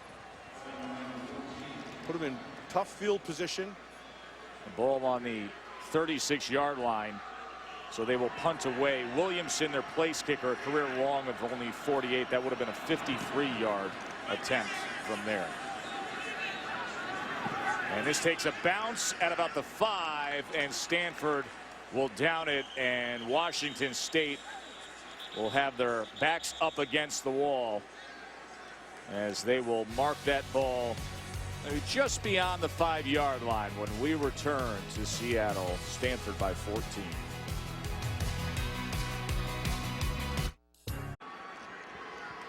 Remind you that the NASCAR Sprint Cup Series at Dover will be coming your way Sunday at 1 on ESPN. There's 8 races to go. NASCAR's best continued drive for the championship. And Washington State could use a little acceleration here as they are starting from the 7-yard line. Their 7th drive, and their best starting position is their own 25. Got away with one moments ago as they turned it over on downs at their 39, and Stanford was unable to get anything. There's pressure as he's able to get it out and able to find Caldwell as he was thrown out by Amana. See the rain coming down here in Seattle. It's been like that all day long. Tess, if you listen to the halftime show, you heard our Mark May talk about a one-dimensional offense here with this Washington State team, and really that's what they are. They've rushed for 12 yards. Yeah, all they can do is throw, and they can't really push the ball deep. So he's trying to get rid of the ball fast and occasionally taking a shot. 2nd and 7 now. Pressure came in on Halladay as he had to launch it up, and that ball is intercepted. Jordan Richards, a pick 6 as Halladay is laid out, down and hurt in the end zone. Trent Murphy came in and blasted Halladay, and Jordan Richards cashed in.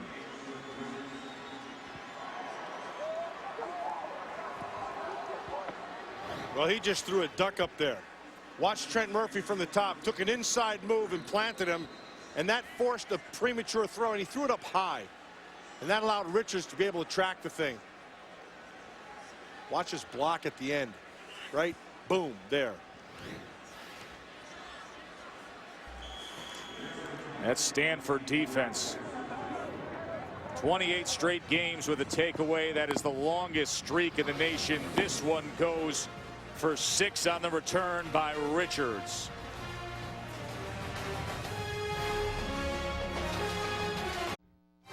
ESPN College Football Finale, brought to you by Nissan, premier partner of the Heisman Trophy, and the Discover It card. It's a game changer. That is Seattle's Great Wheel. It opened up in June of 2012. A view from the Great Wheel. 175 feet tall. And it's showing off those colors of Washington State this week. A little crimson and gray for what they call the Seattle game.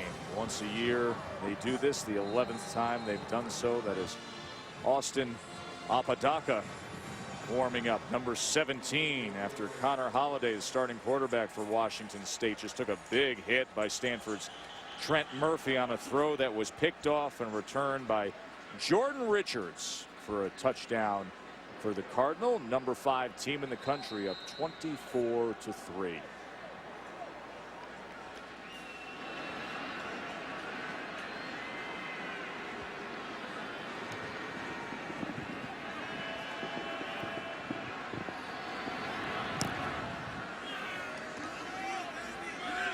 DeAndre Caldwell from the goal line.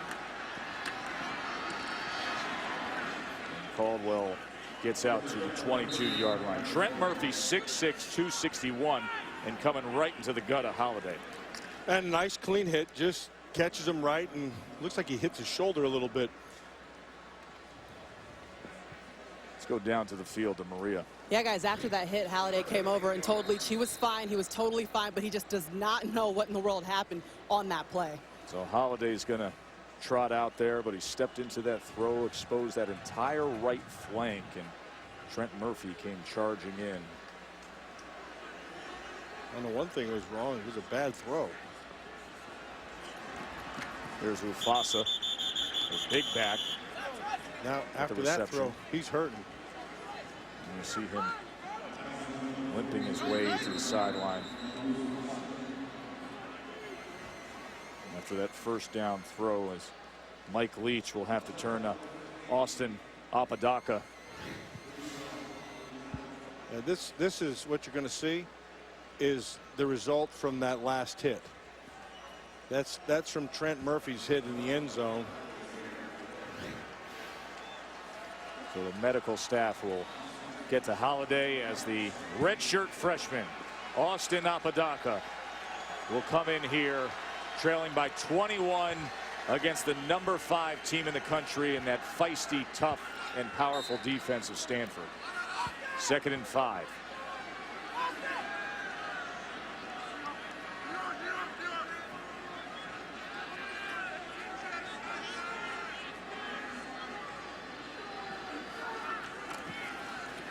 And they go with the inside screen to the slot receiver.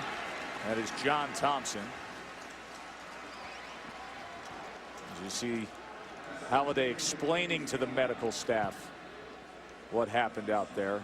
No contact on that last play, that first down pass. It was what happened prior to that, Trent Murphy, and the lingering effects that he had to deal with here. It's 3rd down and short after the catch by Thompson. They're still 0 for 7 on 3rd downs. Going to pass here on 3rd and short with Apodaca. And he lofted that up, and it should have been intercepted again by Jordan Richards. And Apodaca is now down in pain as Kevin Anderson came in and just leveled him.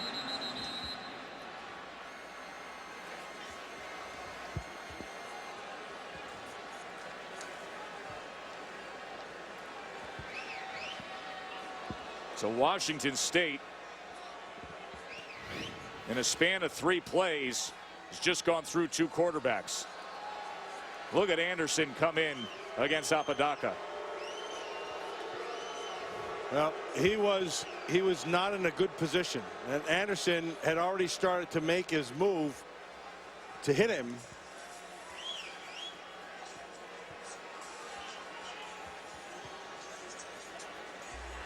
They're going to be left with either Tyler Brugman or Luke Falk as their quarterback, unless Holiday can recover in time here. We'll see what happens when we return to Seattle.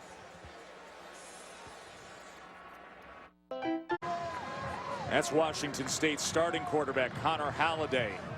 He was banged up badly when Trent Murphy came in and blasted away on what was a pick-6 return for Stanford.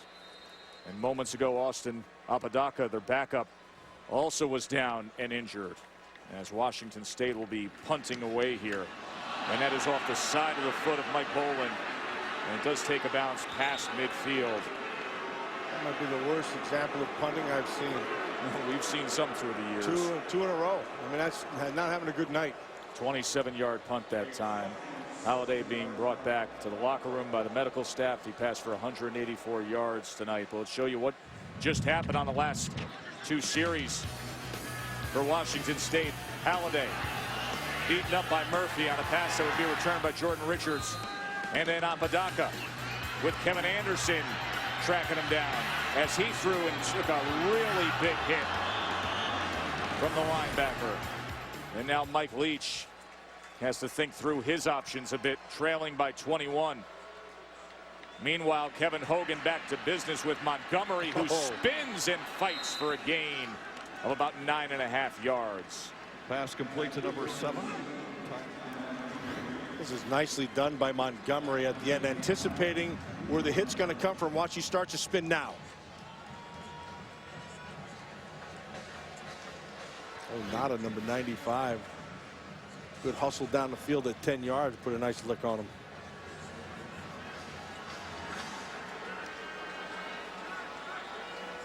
Second and 1.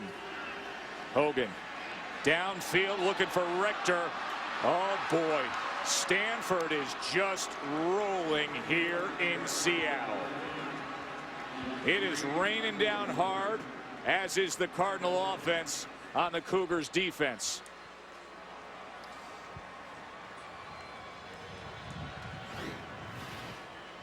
This is Taliulu he's going to get to. 30 in the top. Middle of the field is wide open. Taliulu, the classic mistake a defender makes. Came right down the middle of Rector. Right down the middle. You cannot do it. See how he froze his feet, Tess? And then he broke to the inside, and it was over. As soon as he stopped his feet, the play was done. Stanford looking to stay the course here, step by step, for what could be a special season.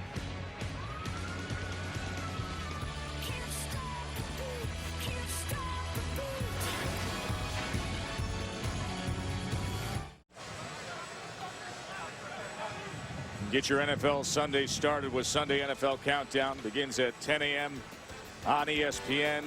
All the guys are going to get you set for a big day in the league. And then fantasy football now starting at 11 a.m. on ESPN2. See Mike Leach with a full team huddle as he has used a timeout to talk things over with his team, as Kevin Hogan just hit a 45-yard touchdown pass to Michael Richter. 100th Rose Bowl game will be played this year, and for these two schools, you know, a special history linking them to the granddaddy of them all. Like 1902, Stanford playing in the first one, and then 1916. Remember, the game wasn't played between game 1 and game 2, and it was Washington State who came back in that edition of the Rose Bowl game and beat Brown to finish the season unbeaten and beat them 14-0. There have been some tremendous Rose Bowls over the years, some that I remember as a kid. And one that guy's never going to forget. Last year, when Kevin Hogan came in and took over the starting position for Stanford and led them to a Pac-12 championship and a victory in Pasadena. Alex Jackson here on the return and tries to get his way out to the 19-yard line. As we will see who plays quarterback now for Washington State, and that's a quick recovery by Austin Apodaca. He was laid out moments ago after that big hit by Kevin Anderson. He's going to tough it out and get in there with his team.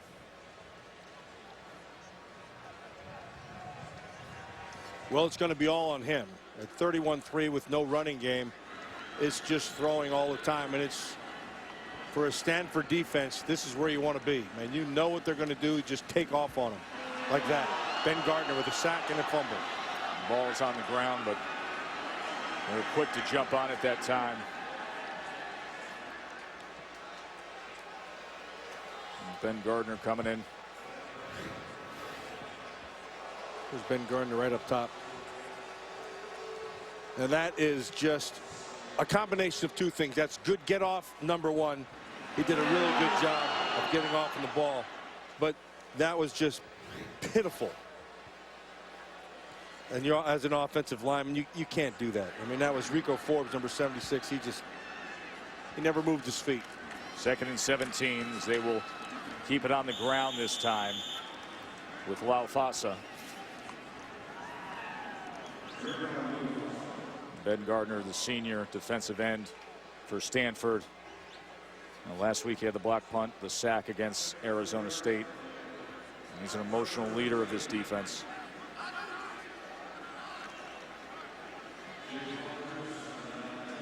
Third down and 13. Washington State, and his movement up front, they have struggled all night long. You know, Ben Gardner last night led the Friday pre-dinner prayer and mentioned that he wanted to make sure that David Yankey would be proud of how hard they would play tonight. Of course, David Yankey, the All-American left guard, dealing with a personal family matter back in Georgia, and Coach Shaw stressed that David is healthy and good standing with the team. They hope to get him back tomorrow and reunite with the team, but Gardner went out of his way last night to gather the troops, say a prayer for David and his family, and try to make him proud with their effort.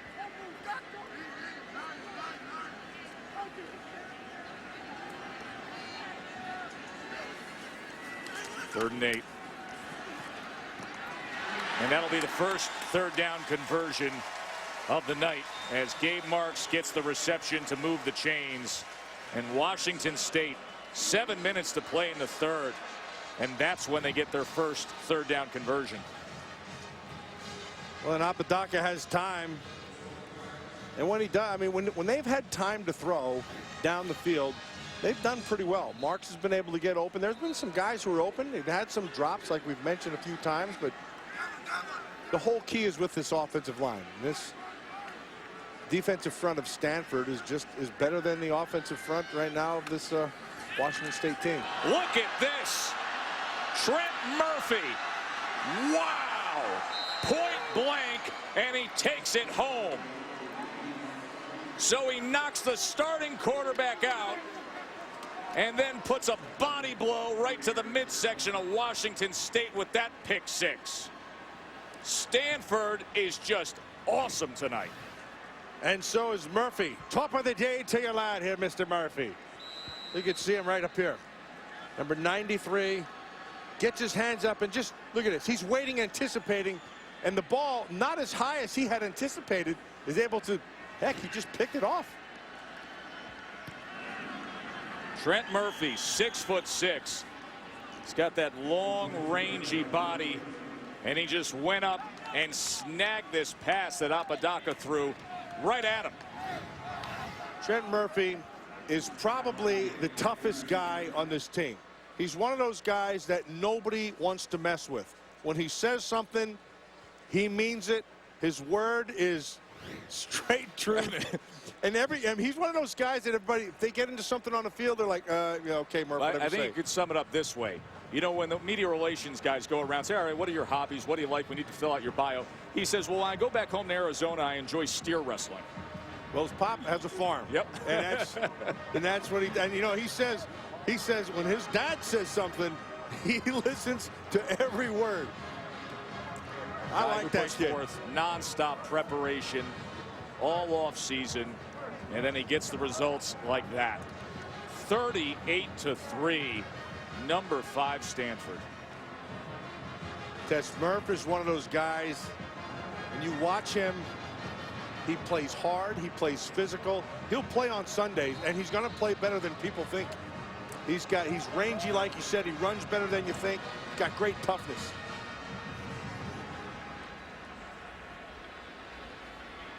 This Stanford defense, you know, we told you about the streak of takeaways, the longest in the nation. And tonight, 2 pick-6 returns. This will go for a touchback.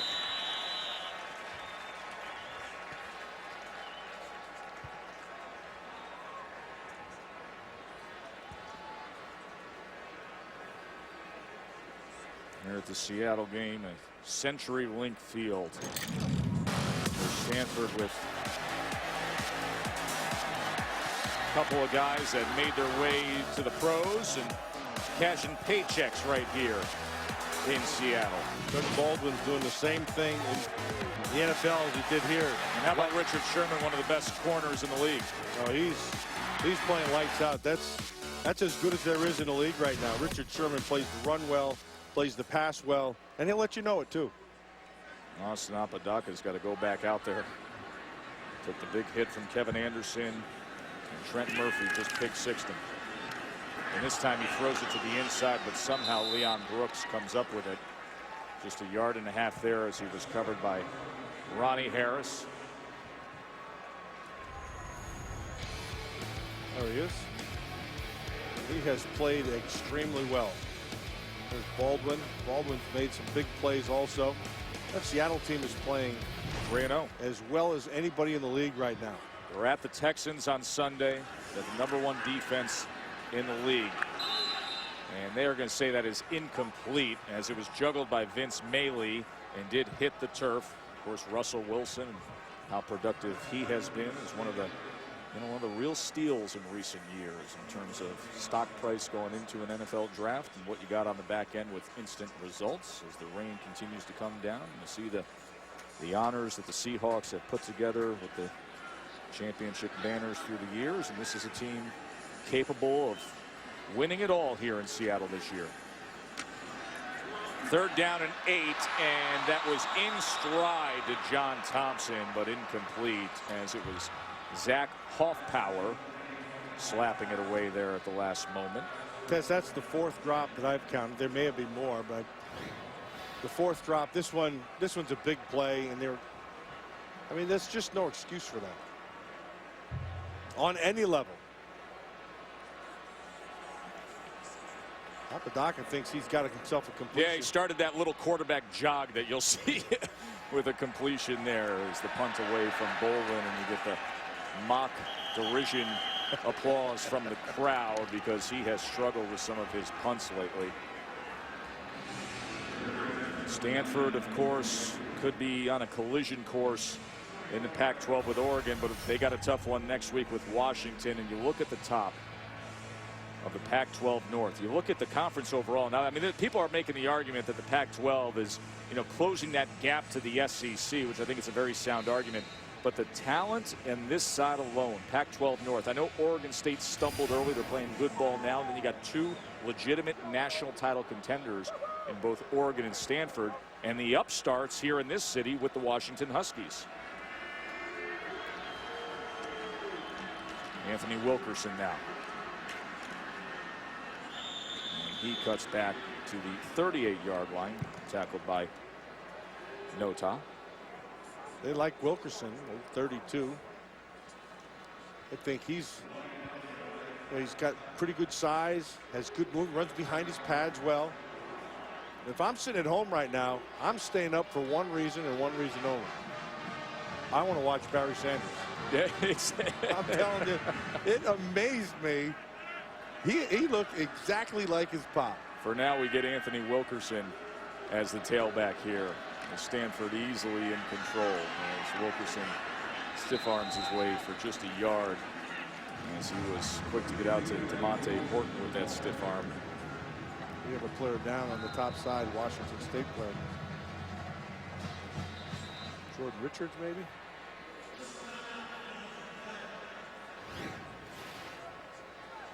You see Wilkerson with the stiff arm that time against DeMonte Horton. Oh, DeMonte Horton. And that is being tended to, laying there on the turf at the 36-yard line. This Stanford team, and you think about the evolution and how they've arrived at the point that they have as a consistent title contender. And Jim Harbaugh really started it, the foundation of it. And here they are with David Shaw coming off a Rose Bowl championship and sitting there getting all the preseason accolades of being placed where they are, top 5 team in the country. Had a chance to have a discussion with Rod Gilmore, who obviously stays close to the program. Our colleague played at Stanford. He talked about the turnaround and how they've arrived at that. In 2007, Harbaugh took over. Stanford 16-40 in the previous 5 seasons. They had the 12-win season, made it to the Orange Bowl in 2012. Andrew Luck, the success of 2011 and 2010. Shaw taking over and leading them to back-to-back BCS Bowls. We'll talk more about the growth and development of this. I want to get your opinion on this. 3rd and 3 here for Stanford, as Hogan's going to try to run it himself, and he's going to be close depending on the mark here for a first down. But Rod said the most overlooked part of everything is that Shaw's been able to pick up more talent once Harbaugh developed the offensive line philosophy, defensive line.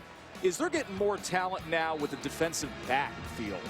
Real speed in defensive backfield, kind of finishing off this grand project of building back Stanford football. Rod said that. I figure what position he played. Right? Yeah, but the talent, wide receiver and defensive back, speed was the point. Yeah, because when Jim came in, he knew one thing and one thing only. He needed to get more physical. Mission accomplished. And now they've been able to continue that tradition, and they've been able to add. Now, like you said, on the back end, he needs more speed still. He knows he still needs that. But you go to Stanford right now, and Tess, I'm telling you, I can remember looking at Stanford players on tape, and they just weren't physically developed. Well, you had one of the lines of the week when you started talking about this game where you talked about what their strength used to be. Well, that was Garen Veras, who played here at Stanford, and he said it about, he said about himself and Stanford. He said, look, strength is our weakness. Which is just, it kind of sums it up back in the day, doesn't it? Here's Wilkerson now on 2nd and 5, and just about a yard there. And they would get occasionally, they would, you'd get different guys come through and they were more physical or whatever, but not on the whole. Number 10, Washington State must leave the game for a play as a result of loss of helmet. Right now, when you look at the Stanford team, the first thing you notice is how physical they are. You see it on their defensive front, you see it in their offensive line. I was listening to an interview with Andrew Luck, and one of the things he was saying that Coach Harbaugh brought and David Shaw has continued is compete. They compete all the time, in practice all the time, no pad practice, whatever. They compete to win constantly. And it's gotten away from a lot of programs. Kind of the culture of football nowadays. You don't have a lot of programs, even from the high school level on up to college, of really going live. Going good on good and tackling and taking guys down to the ground. Stanford, they're out there pushing themselves. Our producer Steve Ackles and I had a great night the other night. We went over to Coach Madden's house and he had dinner. He must have enjoyed that. We had a great time. Take a look at the comparisons here, and we showed this at the start. But listen, I'm not saying Kevin Hogan is Andrew Luck, but he's going to go to 9-0. Andrew Luck had a different cast of characters, and Andrew Luck's one of the best quarterbacks in the league right now in his second year. Hogan's got a ways to go. I just hope that Madden had enough food, knowing who was at his house. Yeah. Well, yeah, his wife Virginia was nice enough to be able to feed us, which is saying something. Trust me. You get a glimpse of what Stanford can do here, and obviously in the defensive side, adding to the scoreboard here, 38-3 with the 2 pick sixes. But you mentioned old Stanford football. Strength is their weakness. Right. Strength is their strength. This is a team that on both offense and defense, you see the power come through. And to get back to what we were talking about, just in terms of paying attention to detail and all that type of thing, that's one of the things that Coach Madden brought up and said it really shows up in offensive and defensive line play and the fundamentals of the game. And the fundamentals of the game is really what David Shaw is stressing. And that's why they compete all the time. Number 94 of the defense lined up in the neutral zone. 5-yard penalty. First down will be repeated. This is a program that's been recruiting so well in recent years, but they're also very patient. Andrew Luck and Kevin Hogan. They wait for them to develop. David Shaw knows. And I think we're seeing that with, a guy we were so wowed with for one moment tonight, Barry Sanders. Yeah. But you see how they'll bring guys along slowly, let them grow into it. So 1st and 5 after the penalty.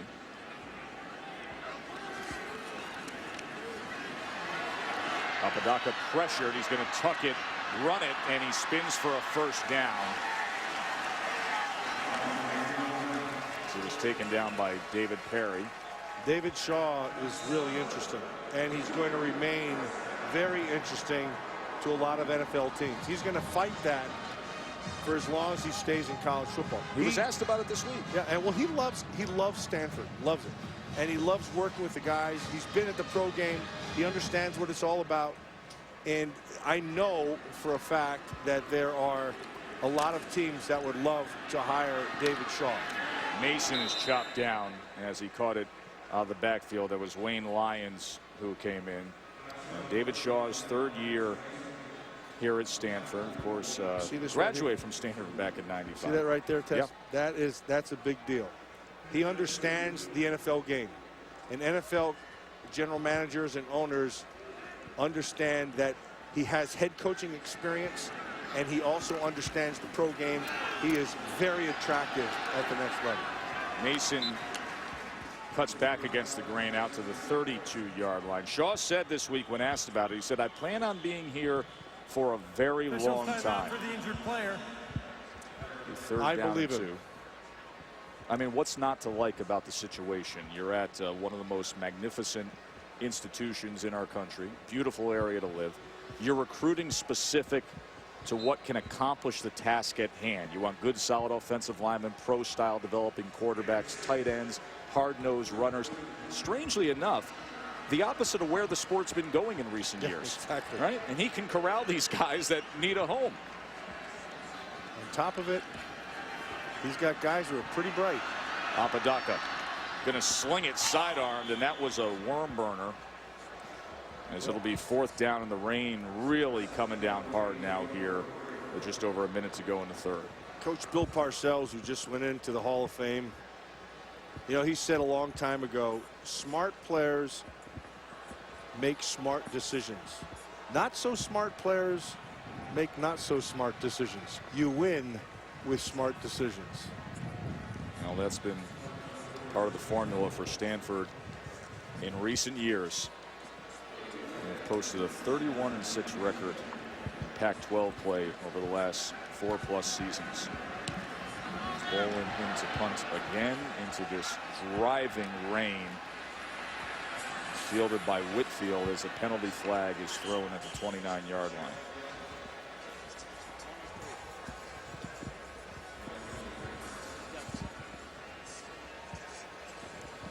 Got to be a loyal fan. He's sitting through that. Kick catch interference. Number 2 of the kicking team. 15-yard penalty from the spot of the infraction. First down. As Nolan Washington finding himself on special teams. Reminds you that Monday Night Football be coming your way on ESPN. Miami at New Orleans, 8:25 Eastern. Also available on Watch ESPN. How do you see that one, Millen? Well, I think that's going to be a Saints victory, but the Dolphins have been playing. I'll tell you, Ryan Tannehill, in only, I mean, it's only, what's his 2nd year, right? He is playing lights out. He needs a lot of help from that offensive line. They've really been struggling, and I think Rob Ryan's made a huge difference down there with that Saint defense. The guy took over for him down at Texas A&M has been pretty good the past year and a half. Yeah, he's not too shabby, is he? Here's Wilkerson as he slithers his way out to the 49-yard line and then was met hard by Deion Buchanan. Yeah, we talking about Johnny Manziel. Johnny Manziel's probably the most exciting player in all of college football. Number 32, Stanford, must leave the game for 1 play as a result of loss of helmet. Today, Manziel was able to get past Arkansas.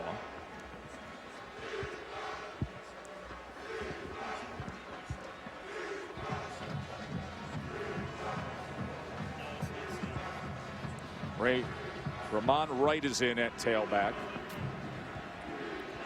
I formation here on 2nd and 4. Could be the last play here in the 3rd quarter as Wright made first contact and then was able to get a little extra close to that line to make. Stanford just dominating Wazoo. 4th quarter coming up.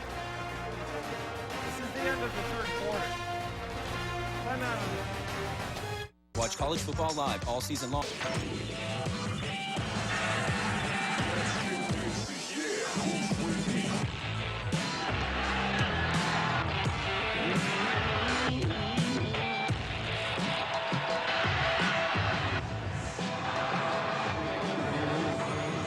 Big 3rd quarter for number 5 Stanford. They had 2 interception returns for touchdowns. Jordan Richards and Trent Murphy both taken back Washington State passes, and they have a 38-3 lead to start this 4th quarter. Joe Tessitore, Matt Millen, and Maria Taylor with you here in Seattle.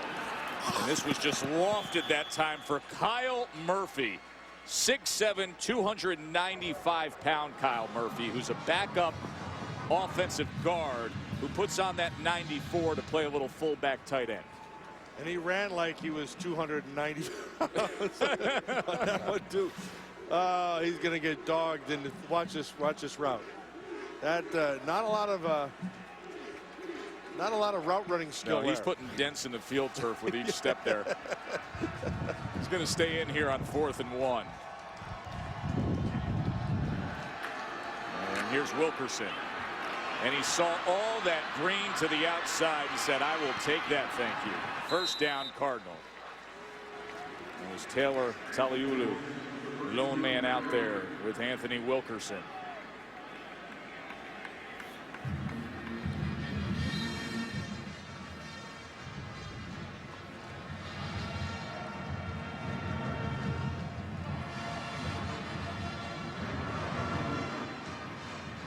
band plays on as the rain comes down here in Seattle.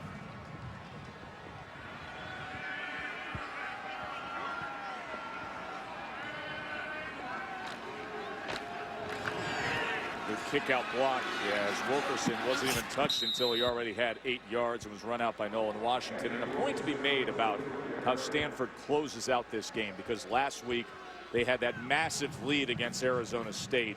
And then at this point in the game, they let Arizona State come back in and make that score a little deceiving. Yeah, and then just watching that, Tess, I thought Arizona State, they didn't look very good to me at all. They must have regrouped, because they came back today and they're playing pretty darn well. This is Dallas Lloyd coming in at quarterback here.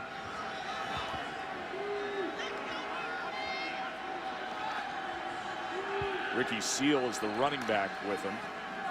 Now Seal gets the call here on 2nd and 1. We'll have a first down. Kevin Hogan, I would think his night would be done. State must leave the game one play. Result of loss of helmet. That's Daryl Monroe coming off because he lost his helmet. Kevin Hogan was 16 out of 24 for 286 yards, 3 touchdowns. 1 pick, a 66% night for him. Not a lot is really asked of Kevin Hogan in terms of the big passing yard totals so far, with his 9 starts now as a Stanford quarterback, as he's going to move his mark to 9-0 as the starting quarterback for the Cardinal. And this time it's Dallas Lloyd. He was met there at the 11-yard line by Deone Buchanan. Buchanan just has a knack, I like him, for bringing it. It's just what he does. He does. Deone Buchanan, he is, some guys, you know, I've been around it a long time. Some guys just have a natural pop, and he's one of them. He is not afraid to stick his face right in the middle of it. His helmet, his chin strap came off, helmet stayed on. Well, Kevin Hogan's going to come in because of that.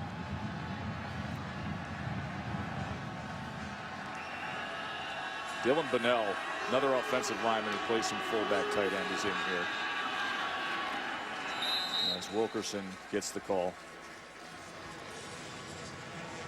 Kevin Hogan tonight, 286 yards. That's a career high, a modest career high. But once again, you know, with what Stanford attempts to do and the way they've gone about winning in all of his starts, that's all that's needed. But he strikes when necessary. Had to touchdown passes tonight. 57 yards, 33 yards, 45 yards. He's lethal off of play action. The best number that Kevin Hogan has is 9-0 right now as a quarterback. 3rd and 3. And he was looking near the pylon that time, but couldn't find Jordan Pratt.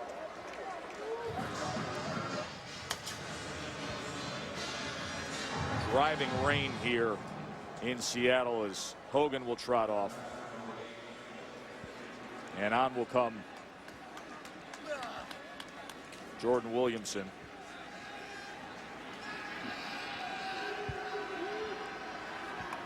Remember, Williamson's had an interesting career, missed the kick in the Fiesta Bowl against Oklahoma State, but made the kick to beat Oregon last year.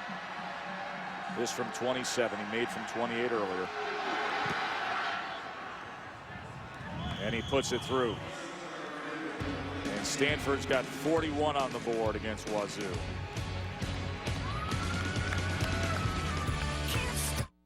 What is a man who spent the last 16 years of his... Isaiah Myers helping out Gabe Marks there. Keep those hands dry. 4th quarter, see what Marks can come up with here. This guy, that's a young Matt Millen right there. What is he doing, Millen? That is beautiful. You got somebody get some wet naps out there. We need a cleanup in section 307.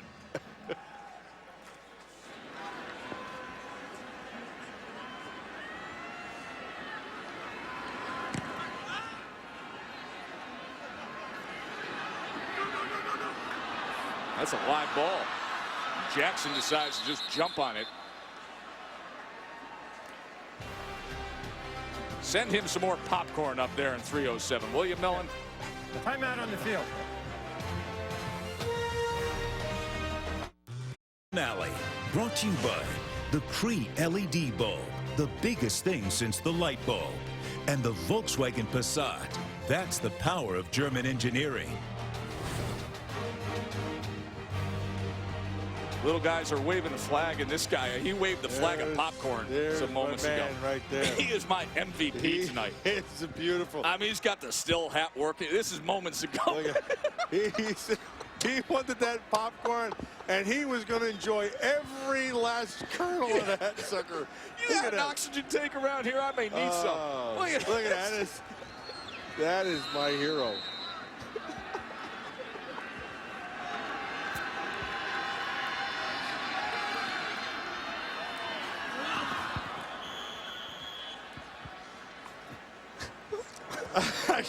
I'm going to have to take over for Tessie's bend over laughing so hard.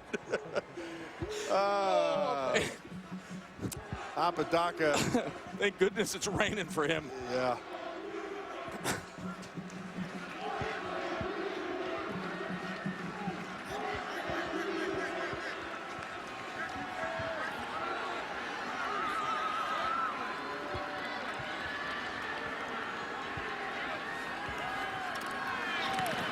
That's incomplete. Surprised there wasn't a flag on that one. Looked So like was he the had crowd. gotten there a little earlier than expected. At this point, really what you want to see out of your Washington State team is just compete. Crowd reacting to the replay up on the big board.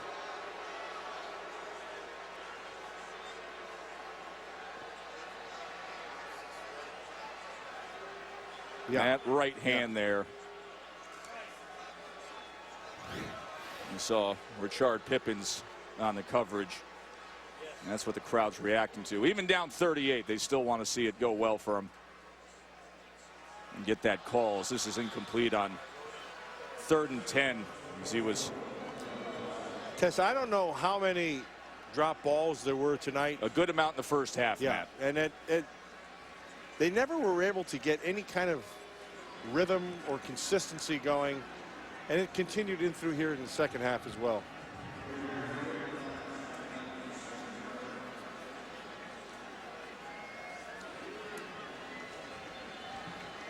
Remember, through the first half, they didn't have a first down. They didn't get their first third down conversion, rather, till the third quarter. But I know there were 2 drops in the first half that would have gotten them. There's Whitfield on the return.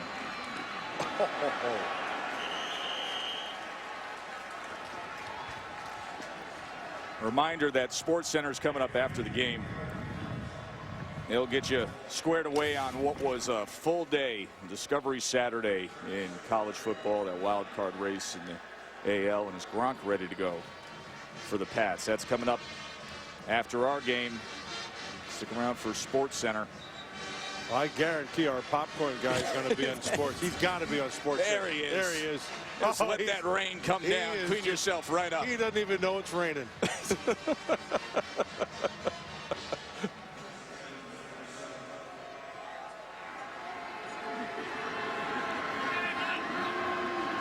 Hogan's night is done for Stanford. Brower will come in and get some time as he tried to quickly get it out to Kelsey Young. Is that a live ball? That may have been a lateral. They're saying it's incomplete, but I don't know that that was a forward pass.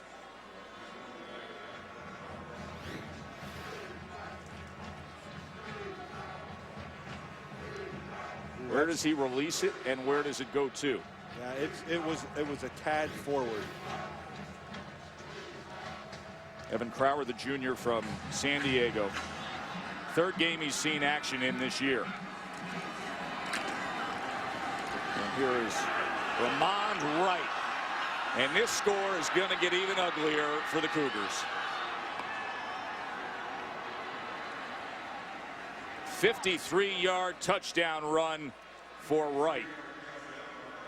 They scripted a few plays for him last week against Arizona State. And he's getting time here in the 4th quarter, and he made the most of it. Well, just blocks all the way around and a missed tackle there. That's just, when it rains, it pours, Tess. No pun intended on tonight's night. Yep. It's doing it in the weather, and it's doing it against this Washington State defense as well.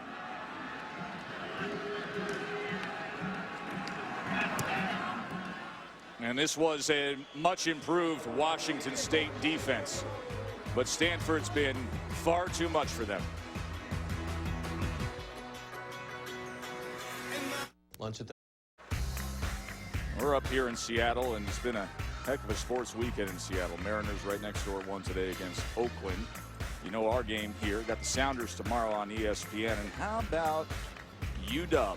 Matt Millen took care of Arizona 31-13 today. Bishop Sankey had 40 carries. And you know who's up next for Stanford? UW. Washington. Yeah, the fighting Steve Sarkisians. He's got that team right where he wants them. Keith Price is throwing the ball very well. I like that team. The offensive line has been able to come around. It's what you're looking for. Yeah, last year they were so young, that UW offensive line. It was Ricky Galvin on the return here for the Cougars, and Galvin gets it out to the 28-yard line. You remember last year here at CenturyLink when Washington was playing Stanford here. Trent Murphy, that's familiar, had the interception return then, just like he did tonight. It's 13-3 Stanford, but then Bishop Sankey. Final play of the third quarter, the 61-yard touchdown run, Casey Williams. Put this on the board. It was 17-13 as Washington upset then number 8 Stanford. So come next week, that's going to be a very attractive matchup of unbeatens, as Velafasa gets the call here for Washington State. How do you see it, Washington and Stanford next Saturday night? Well, it's, you know, the good thing is it's strength versus strength, which I love those games. So if you look at this thing on paper now, you'd say if Stanford plays their best game and Washington plays their best game, it's a push. They'll be Stanford is going to be favored, but Washington, what I don't really know yet is how well Washington's defense can play against this Stanford offense. Austin Apodaca runs ahead for a first down. Remember, he was injured earlier tonight and came back in. I'll tell you this, though, Tess, about that game. Steve Sarkisian is an outstanding play caller. Sure is. Just got that natural feel. Yep. And let me tell you something about play callers. You either have it or you don't. It's innate. And it's not what you've written down, or it's not how you've broken it down. It's game time, and it's a feel. And the great play callers have a great feel, and Sarkisian's got it. Apodaca to pass here on first down, and he quickly gets it to Gabe Marks.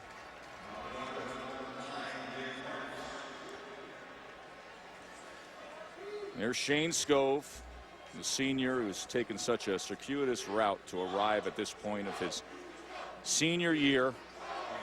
Lists his hometown as Guadalajara, Mexico, because prior to high school he spent many years down there. His mother, who is dealing with multiple sclerosis, they moved down there so she could receive the proper and cheaper medical care. And keep it on the ground with Fusa. And then Skov moved back to California, where he got himself into trouble as a teenager. Was actually kicked off of his high school football team. And Pete Thamel in Sports Illustrated wrote a feature piece on him where Shane's dad detailed sending him to boarding school in upstate New York to Trinity Pauling. He said that turned his life around, turned him into a Stanford student. And then at Stanford had the brutal leg injury in 2011 and then was arrested for DUI in 2012, and now has straightened himself out again here to put forth what could be a very special senior season. That was overthrown, as the intended target was Bobby Ratliff. But Skov's a guy that you really respect what he is as a player on the field. Yeah, the thing about Shane Skov and the quality that he has that's rare is he makes people around him better. And that is really a rare quality. When you have one of those guys, you don't really appreciate them until after they're gone, and they go, well, how did we handle it last year? How do we do this? Skov's the answer. And so he makes this team, he lifts this team, and he's the leader of this group also. Apodaca pulls it back down as this is going to be sent out. And just to wrap things up on Skov, you know, his father, in that long feature piece that I referenced, said that there was a point in his teenage years when things were going south. He was kicked off his high school football team back in California. He said he sent his kid to boarding school really as an act of desperation. So he got a second chance in life, became a great student and student athlete, and is having great success at Stanford. Third down and 10 now for Apodaca and the Cougs. And wide open that time. The flag is down as Gabe Marks makes a really nice move and sprints his way right into the end zone. But we will check on the flag all the way back at the 49-yard line to see if this stands up. For now, a 47-yard touchdown catch by Gabe Marks. Offside. Number 94 of the defense was in the neutral zone at the snap. The penalty is declined. Touchdown. So the fourth touchdown catch of the year for the talented sophomore Gabe Marks.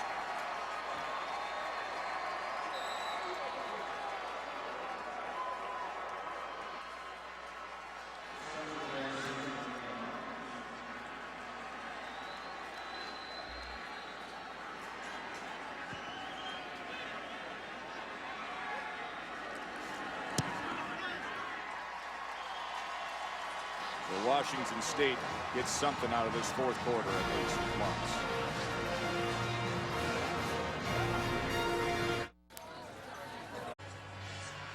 Washington State hasn't beaten a top 5 team since 2003 and never had a chance right from the get-go against this Stanford team here tonight that now sets themselves up for a showdown with unbeaten Washington next week. That UCLA game will be interesting, and then Matt, November 7th could be coming around the corner as a clash of the Titans in the Pac-12 North.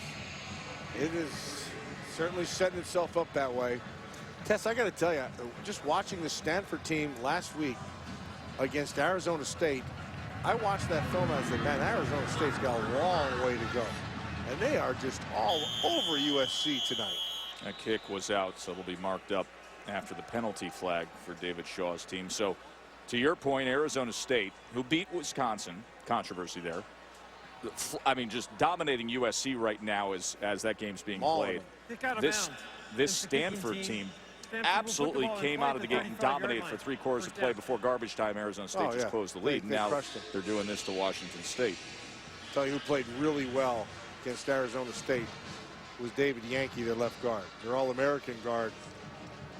He played an extremely good game. And he's expected to rejoin his Stanford teammates tomorrow, as Coach Shaw wanted everybody to know that David is healthy and in good standing with the team. He's just dealing with some personal family matter back home in Georgia. And you've been waiting for this moment, Matt, with 8:24 to go. That is Barry Sanders' son, now in at tailback for Stanford.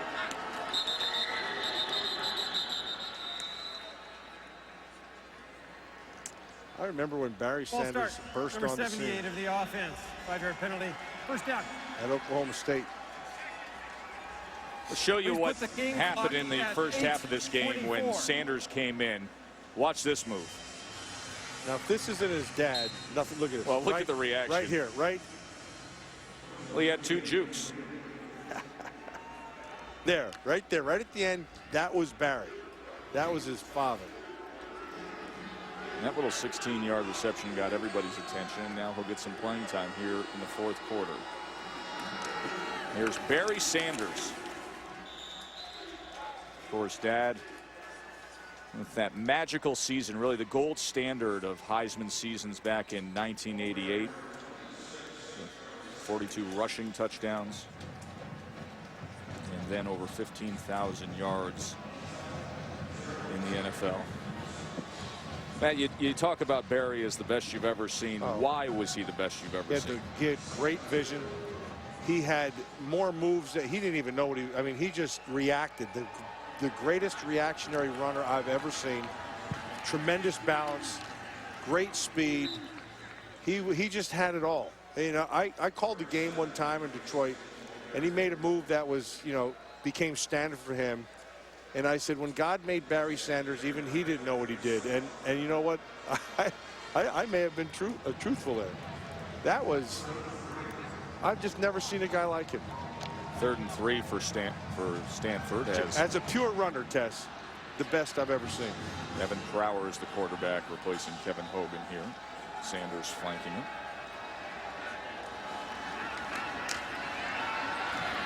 And he will get rid of it for a first down to Young. Kelsey Young, who cuts back, and Kelsey Young with a foot race inside the 25, down to the 23, tackled by Tana Pritchard. Tana Pritchard, the younger brother of Stanford assistant coach Tavita Pritchard, who of course played quarterback at Stanford, and Pritchard family from state of Washington here. Tess, I'm going to show you something. See this Barry Sanders, number 26? If you're going to play, you've got to be able to stand in there. Now, let me tell you something about that. Was good protection. When we played his father, the rule was if he stayed in to block, hit him as hard as you could, because that's the only time you're going to get a hit on him. Doesn't have the ball. And here goes Barry Sanders for the score. A 22-yard touchdown run by Sanders. Well, going to be a bright future on the farm for that young man. Well, his dad's smiling right now. This is nice. Bounce it to the outside. He had time to look in the rearview mirror there, Matt. Yeah, he did. Now, if he's really like his dad, he'd go over, sit in the sidelines, and fall asleep.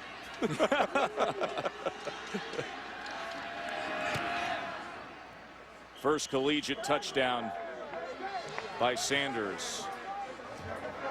As Uprapina, the backup place kicker, came in to hit that extra point. You know, Tyler Gaffney and Anthony Wilkerson in the backfield for now, but the future is bright with Sanders. You know, the two senior tailbacks who do so much for this offense, but come next year, it's going to be something to watch what he can do. Reminder that the NASCAR Sprint Cup Series is at Dover. Sunday at 1 o'clock on ESPN. 8 races to go for NASCAR's best. Tess, you know what's really good to see? You know, every now and then you get a guy on your team that everybody likes. They're a likable guy, and you want him to do well. And then when they do well, you feel real. That's Barry Sanders Jr. right there. You can just see by the way guys react to him on the sideline. The whole team. And that's good to see. 55-10, Stanford.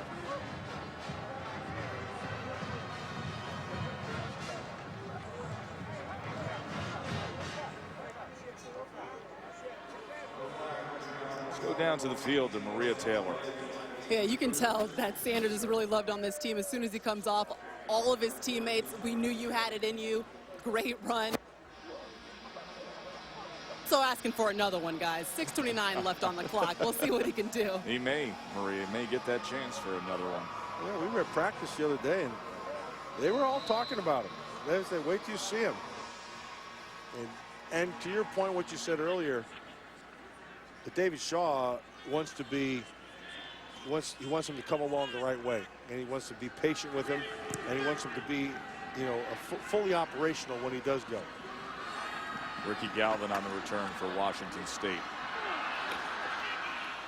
And he weaves his way out to the 30-yard line.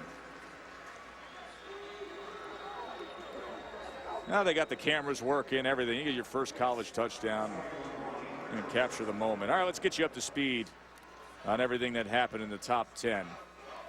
Bo Wallace opened up his mouth this week. The Alabama defense shut it for him tonight. Boy, they sure did. He did not play well at all. They had ample opportunity, but that Alabama defense, they played very well. What is this, dueling banjos between Oregon and Stanford? Anything you can do, I can do. If we got 55-10 here, Oregon's up on Cal 55-10 as well. There's Apodaca now as he just throws it away. If everything stays the course, and listen, there's a lot that happens between now and November 7th. Next week, Stanford has Washington. Then October 19th, they got UCLA. No intentional grounding. The ball was thrown and beyond the line of scrimmage by a quarterback outside the pocket. But if Stanford can take care of business, and like we said, still hurdles to overcome. November 7th, it's going to be Stanford against Oregon down there in Palo Alto.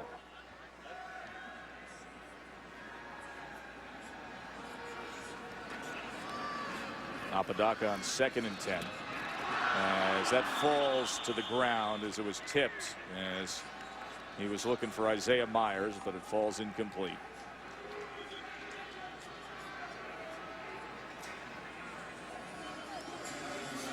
UCLA's got a good football team as well. We sure do. Brent Hundley playing great at quarterback. That's a team that's playing inspired ball in the wake of the tragedy that family had to suffer through with the loss of Nick Pasquale. Right. Jim Mora has done a fantastic job down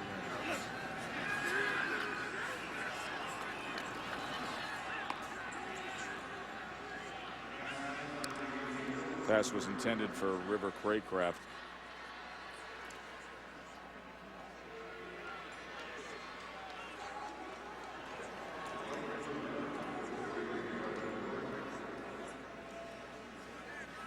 As they will punt away here. And Barry Sanders is back on punt return. Hey, get another look at him here, Matt. See what he can do in special teams. And his punt is driven, and he's going to call for the fair catch at the 26-yard line. You know, Dad was something on special teams when Thurman Thomas was the starting running back at Oklahoma State. He kind of started to break through with his kickoff return. I'll tell you a Barry Sanders story. We were watching Barry Sanders in '88, I believe was his Heisman Trophy. It was. And Barry Sanders is just tearing college football up. I mean, he's doing all those moves, and he's special team, whatever you ask him to do, he's tearing it up. And we're sitting in the NFL, and we're going, he can't do that at this level. Yeah, there's no way. Sure. And so the very first game he has in Detroit, he comes in, he held out. In the very first game he comes in, they hand him the ball, and he does one of those patented Barry Sanders runs. And we're sitting here watching the game, and we're going, oh my God. Did you just see what I just saw? Think about the coming years here with the stock-loaded talent and offensive line for Stanford, and knowing what they're committed to offensively and their philosophy. What an ideal situation for the next few years of his college career. This is Ricky Seal who's getting some extended playing time here with this lopsided score, as we will come upon the 5-minute mark. Tess, as you know, I'm a very big tape guy. I'm in film. That's an understatement. Yeah, I love to watch film, and I was the same way as a player. And there were two players that when you put the tape on, and I followed them. You know, I watched guys come in the league. You know what they want to do, and I'd put tape on. The first guy, there were two guys that I thought were the greatest that I've ever seen at their positions. One was Barry Sanders, where I had to call guys in and say, you won't believe what I just saw watching this tape. And the other one was Lawrence Taylor, who I thought was the greatest player to ever play our game. Lawrence Taylor. It's hard to argue otherwise with those two names you just mentioned. Well, Lawrence Taylor changed the way the game's played. Really did. Lawrence Taylor was phenomenal when he was at North Carolina. When he came to the National Football League, he was just, I can remember saying to Howie Long, you need to come in here and look at this. You won't believe what this guy puts on tape. Same thing with Barry Sanders.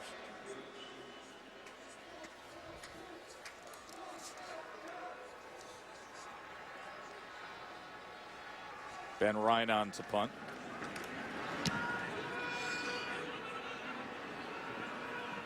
And Leon Brooks is taken down right away.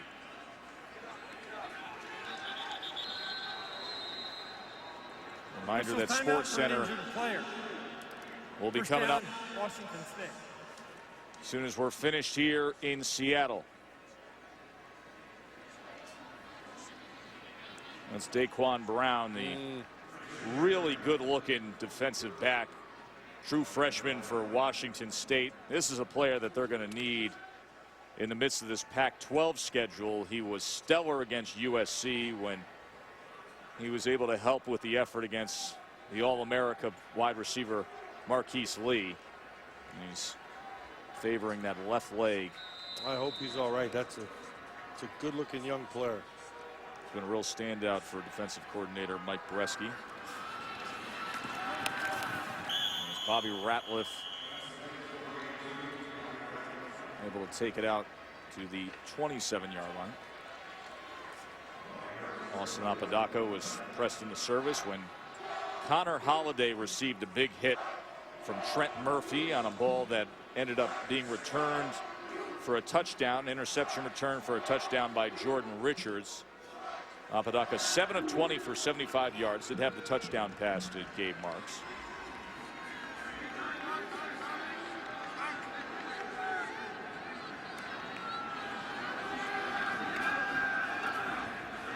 Going to take a shot downfield. Good coverage that time, and it should have been intercepted by Kyle Olabode. As they tend to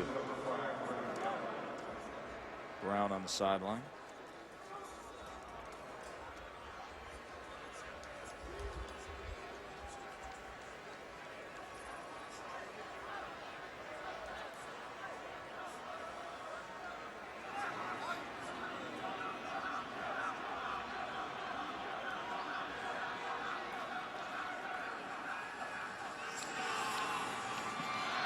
This ball was caught by Ricky Galvin for a first down for Washington State.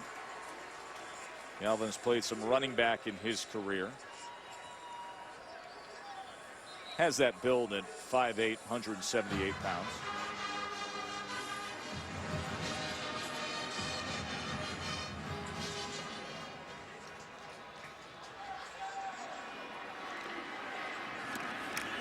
This is Craycraft. And he goes ahead for 9 yards out close to the 45-yard line.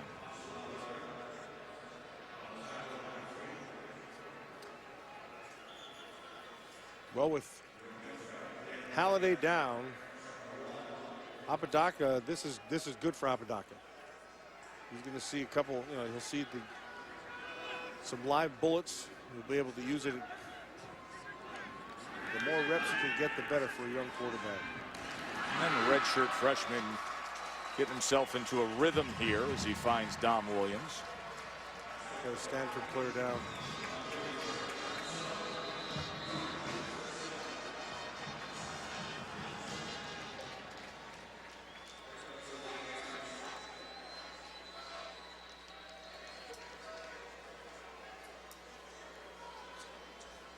That is Wafor, Akina Wafor, the backup defensive tackle.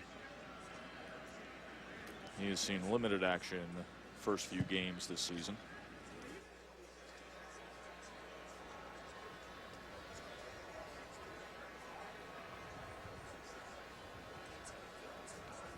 Big 300-pounder, goes 6'6". Start looking through both the offensive and defensive front for Stanford, and it's filled with all these big prototype NFL body kind of guys that have been gravitating towards this program and what they're committed to up front on both sides of the ball. Stanford is they recruit nationally. They're all over the place, and what they have to offer is unique. And obviously, you're playing this type of football in the Pac-12, and the kind of kid you have to recruit to be able to get into that school is an Ivy League type. Sure is. First and foremost, as this is Mason out of the backfield. David Shaw will tell you, listen, we're going for outstanding football players. Big, strong, powerful football players. We have to have guys who can handle the academics and understand the culture of Stanford. And that is a small pool nationally, so they have to recruit nationally. And then they went tough guys. They want toughness, and that has shown up throughout the roster. Yeah. And I think that was really accentuated when Coach Harbaugh showed up. And really, the guy that they attribute a lot of that to, that Coach Harbaugh brought in, was Toby Gerhart. That was the one that they said he kind of personified all that they were looking to have here at Stanford. Toby Gerhart, the Heisman runner-up. Of course, they're used to Heisman runner-ups in recent years. And Gerhart, and then a couple years of Andrew Luck. John first Elway down was a Heisman runner-up. Yeah.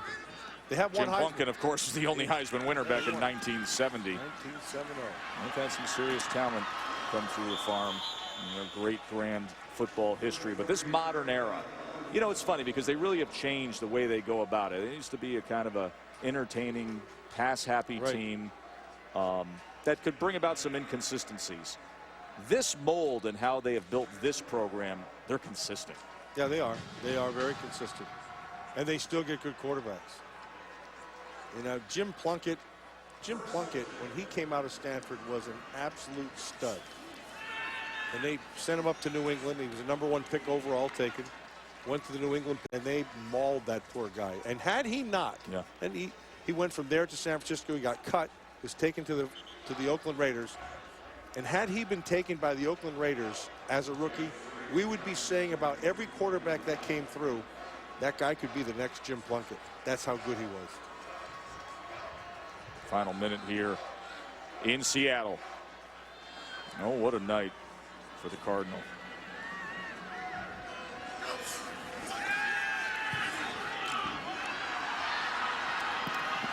Now Fasa down inside the 9-yard line.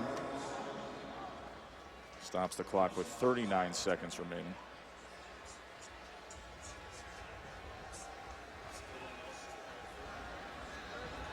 And Kevin Hogan, who just did what he's always done. Starts a game, wins a game. Yeah. 9-0 now. That personal high, 286 yards tonight. East Coast guy doing the West Coast thing. Comes from Northern Virginia, played his high school ball in Washington. As Apodaca looking to extend this play, throws it to the end zone, and that is a touchdown to Ricky Galvin. Wonder how our popcorn guy's doing. Wonder if he's cheering for Wazoo right now. He had a Wazoo sign on his hand, I think.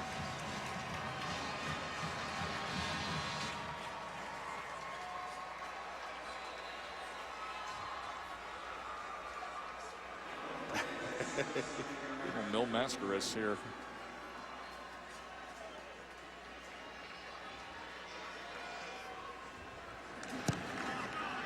And Apodaca has come in, thrown a couple touchdown passes.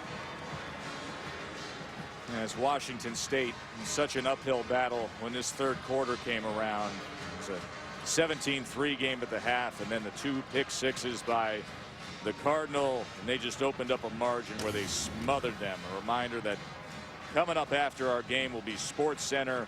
We'll get you all squared away and everything, getting ready for the NFL, the wild card race, and this Discovery Saturday of what was a really entertaining afternoon and evening of college football, including LSU and Georgia. We sat back, we were watching everything going on, but those final minutes between Aaron Murray and Zach Mettenberger, and Murray getting the best of it at home, 44-41. That Georgia team that took the opening week loss to Clemson and now does what they did to South Carolina and gets LSU and hands them their first loss of the season. And they're getting better. They always do, though. Isn't they that always do. Isn't that the script for Georgia? Something happens early and then watch as they go along. You know, Mark Richt gets lost in all that. He was so emotional today. Yeah, was he? After the game. That win today meant a lot to him. Of course, Mettenberger came up in that area, was part of that program, and then Rick had to make the very difficult decision for him to exit that program. Ends up at LSU, comes back, and it was a thriller between those two. Sports Center will have all the coverage. Guys from Game Day were there. It was a fun morning, and all the post-game coverage will be coming your way as Kelsey Young returns it out. And this Stanford team is going to have a showdown with an undefeated Washington Huskies squad coming up next week. And his defense will be primed for Keith Price and Steve Sarkisian's offense. David Shaw, that power game, will be matched up against Washington next week.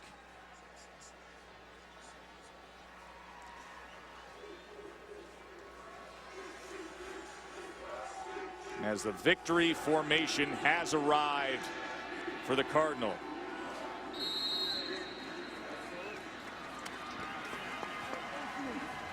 #12 straight win for Stanford. That's the second best overall winning streak in the country. Our final score, 55-17. Number 5 Stanford now 4-0. For Matt Maria, I'm Joe Tessitore. Enjoy the rest of your night, including SportsCenter right now.